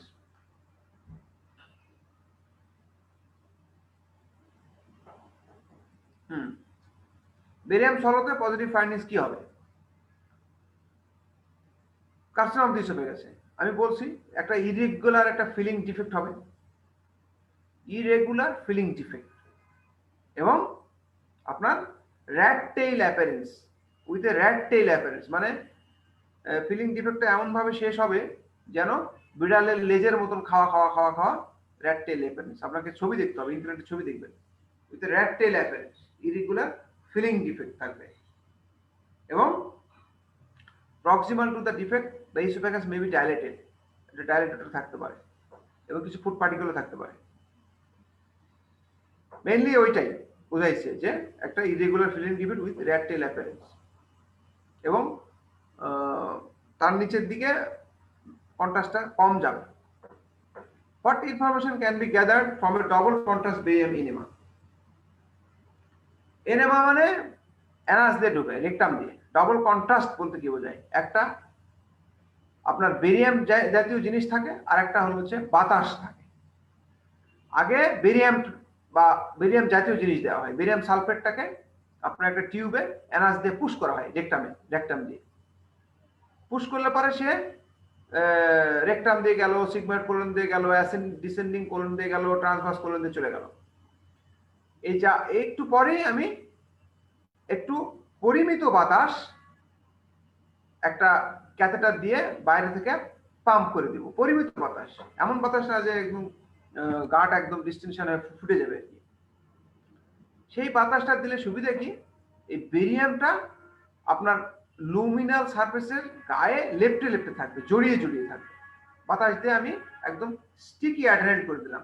তাতে করে যে ছবিটা আমি একটু পরে তুলবো, সেই বেরিয়ামের আর বাতাসের দুটো লেয়ার আমি পরিষ্কার করে আমি কোনো ওই দুটো লেয়ারের মাঝখানে কোনো ডিফেক্ট থাকলে পরিষ্কার বুঝতে পারবো। সো কি কি ইনফরমেশন আমরা রেকটাম থেকে শুরু করি। রেকটামের কোনো ফিলিং ডিফেক্ট, তারপর সিগময়েড ভলভুলাস, সেটাও দেখা যাবে সুন্দর, যদিও ভলভুলাস করে না। তারপরে হচ্ছে আপনার কোলনিক কোনো ম্যালিগনেন্সি, একটা অ্যাপেল কোর ডিফেক্ট হিসেবে আসে। Apple core defect, colonic malignancy, Apple core defect. তারপরে আপনি এনেমা দিয়ে আপনি উল্টা দিকে আপনি সিকাম পর্যন্ত দেখতে পারবেন, সিকামের কোনো ফিলিং ডিফেক্ট, এমনকি অ্যাপেন্ডিক্সও দেখতে পারবেন, অ্যাপেন্ডিক্স আছে কিনা অথবা অ্যাপেন্ডিক্সের অবস্ট্রাকশন দেখা যায়। তারপরে আপনি ইন্টারসাসেপশনে বেরিয়াম এনেমা করে। ইন্টারসাসেপশনে একটা ক্ল সাইন থাকে, একটা আইলিওকলিক যদি ইন্টারসাসেপশন হয় একটা ক্ল সাইন পাওয়া যায়, ক্ল সাইন বেরিয়াম এনেমাতে ক্ল সাইন ইন্টারসাসেপশনে। এখন আলসারেটিভ কোলাইটিসে আর ক্রোনস ডিজিজে, যদিও ক্রোনস ডিজিজে ফলো থ্রু করা হয় এনেমা না, কিন্তু আলসারেটিভ কোলাইটিসে কোলনটা পুরোটাই দীর্ঘদিনের ইনফ্লামেশনের কারণে ওর হস্টাল ভালভ মানে ফোল্ডগুলো দেখা যায় না, একটা টিউবের মতন থাকে, একটা টিউব থাকে, একটা হস্টাল ফোল্ড ব্যতীত একটা টিউব থাকে, ফিচারলেস একটা টিউব, ফিচারলেস একটা ইলংগেটেড একটা টিউব থাকে হস্টাল ফোল্ড ছাড়া। এবং সেখানে আপনার আলসারেটেড লিশনগুলো কিন্তু দেখা যেতে পারে। ইরেগুলার একটা মিউকোজাল আইল্যান্ড হিসেবে থাকে, ইরেগুলার মিউকোজাল আইল্যান্ড হিসেবে থাকে আলসারেটিভ কোলাইটিসে। তাহলে একটা হস পাইপের মতন ফিচারলেস টিউব, হোস পাইপ, একদম হোস পাইপের মতন, সেখানে কোনো হস্টাল ফোল্ড থাকে না। এটা হচ্ছে কিসে? আলসারেটিভ কোলাইটিসে। Apple core defect in case of colonic malignancy, যেখানেই হোক। তারপর ইন্টারসাসেপশনে cross sign, this are all of the information you can obtain from. Polyp হলে পলিপের মতন ফিলিং ডিফেক্ট পাবেন। লাস্ট কোশ্চেন আজকের দিনে, সাইনাস আর ফিস্টুলার পার্থক্য কি? আমি অলরেডি বলেছি, সাইনাসে সিঙ্গেল ব্লাইন্ড ইন্ডিং ট্র্যাক, একদিকে ওপেন থাকে আর একদিকে ওপেন থাকে না। ফিস্টুলাতে দুই দিকে মুখ থাকে। What are the common causes of persistent sinus and fistula? What are the complications of intestinal fistula? Persistent sinus এবং ফিস্টুলা আপনি কখন থাকবে? একটা সাইনাস অথবা ফিস্টুলা সবসময় ডিসচার্জ করতে থাকবে কখন? যখন দেখা যাবে যে সেখানে ইনঅ্যাডিকুয়েট ড্রেনেজ হবে, ডিস্টাল কোনো অবস্ট্রাকশন থাকবে, ফরেন বডি থাকতে পারে, সুতা থাকতে পারে, সিল্ক থাকতে পারে, এগুলো আপনাকে অ্যাবজর্ব করছে না, সবসময় ইরিটেট করছে এবং রস ঝরতেছে।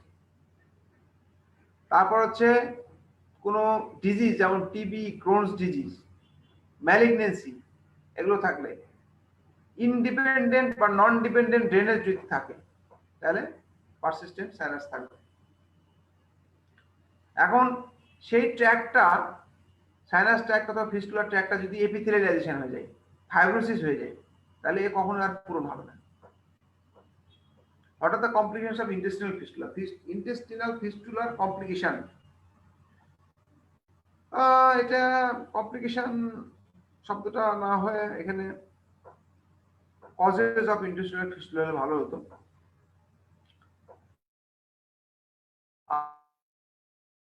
আর ইন্টেস্টিনাল ফিস্টুলা একটা হলো ইন্টেস্টাইনাল ইন্টারকিউটেনাস ফিস্টুলা, স্কিন দিয়ে বাইরে আসলে পারে, সেটা ইন্টারকিউটেনাস ফিস্টুলা বলা হয়। এটা আয়াট্রোজেনিক হতে পারে, আবার হচ্ছে আপনি তৈরি করছেন যেমন জেজুনোস্টমি, আইলোস্টমি, এগুলো কিন্তু ফিস্টুলা।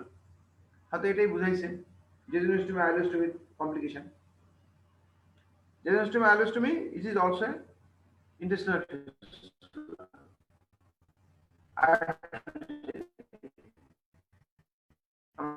নিয়ে আসতেছি। আর ইন্টেস্টিনাল ফিস্টুলা যেটা ইন্টারনাল, যেটা যেমন আইলিওকলিক ফিস্টুলা, বিভিন্ন কারণে ওটার কমপ্লিকেশন আছে। তো আমরা ওদিকে না যাই, আমরা জেজুনোস্টমি, আইলিওস্টমি কমপ্লিকেশন সম্পর্কে জানি। জেজুনাম উপরের দিকে থাকে, অনেক রস যাবে, অনেক ইফ্লুয়েন্ট থাকবে,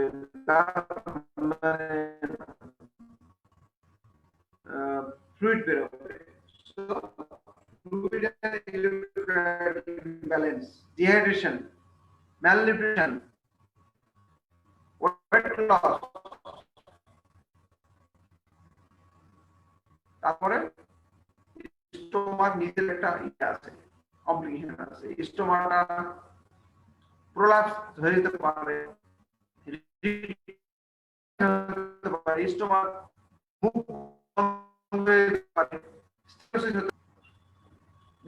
তো ঠিক আছে, থ্যাংক ইউ ভেরি মাচ, আজকে পর্যন্তই, নেক্সট দিন পরে গিয়ে করবো। Thank you.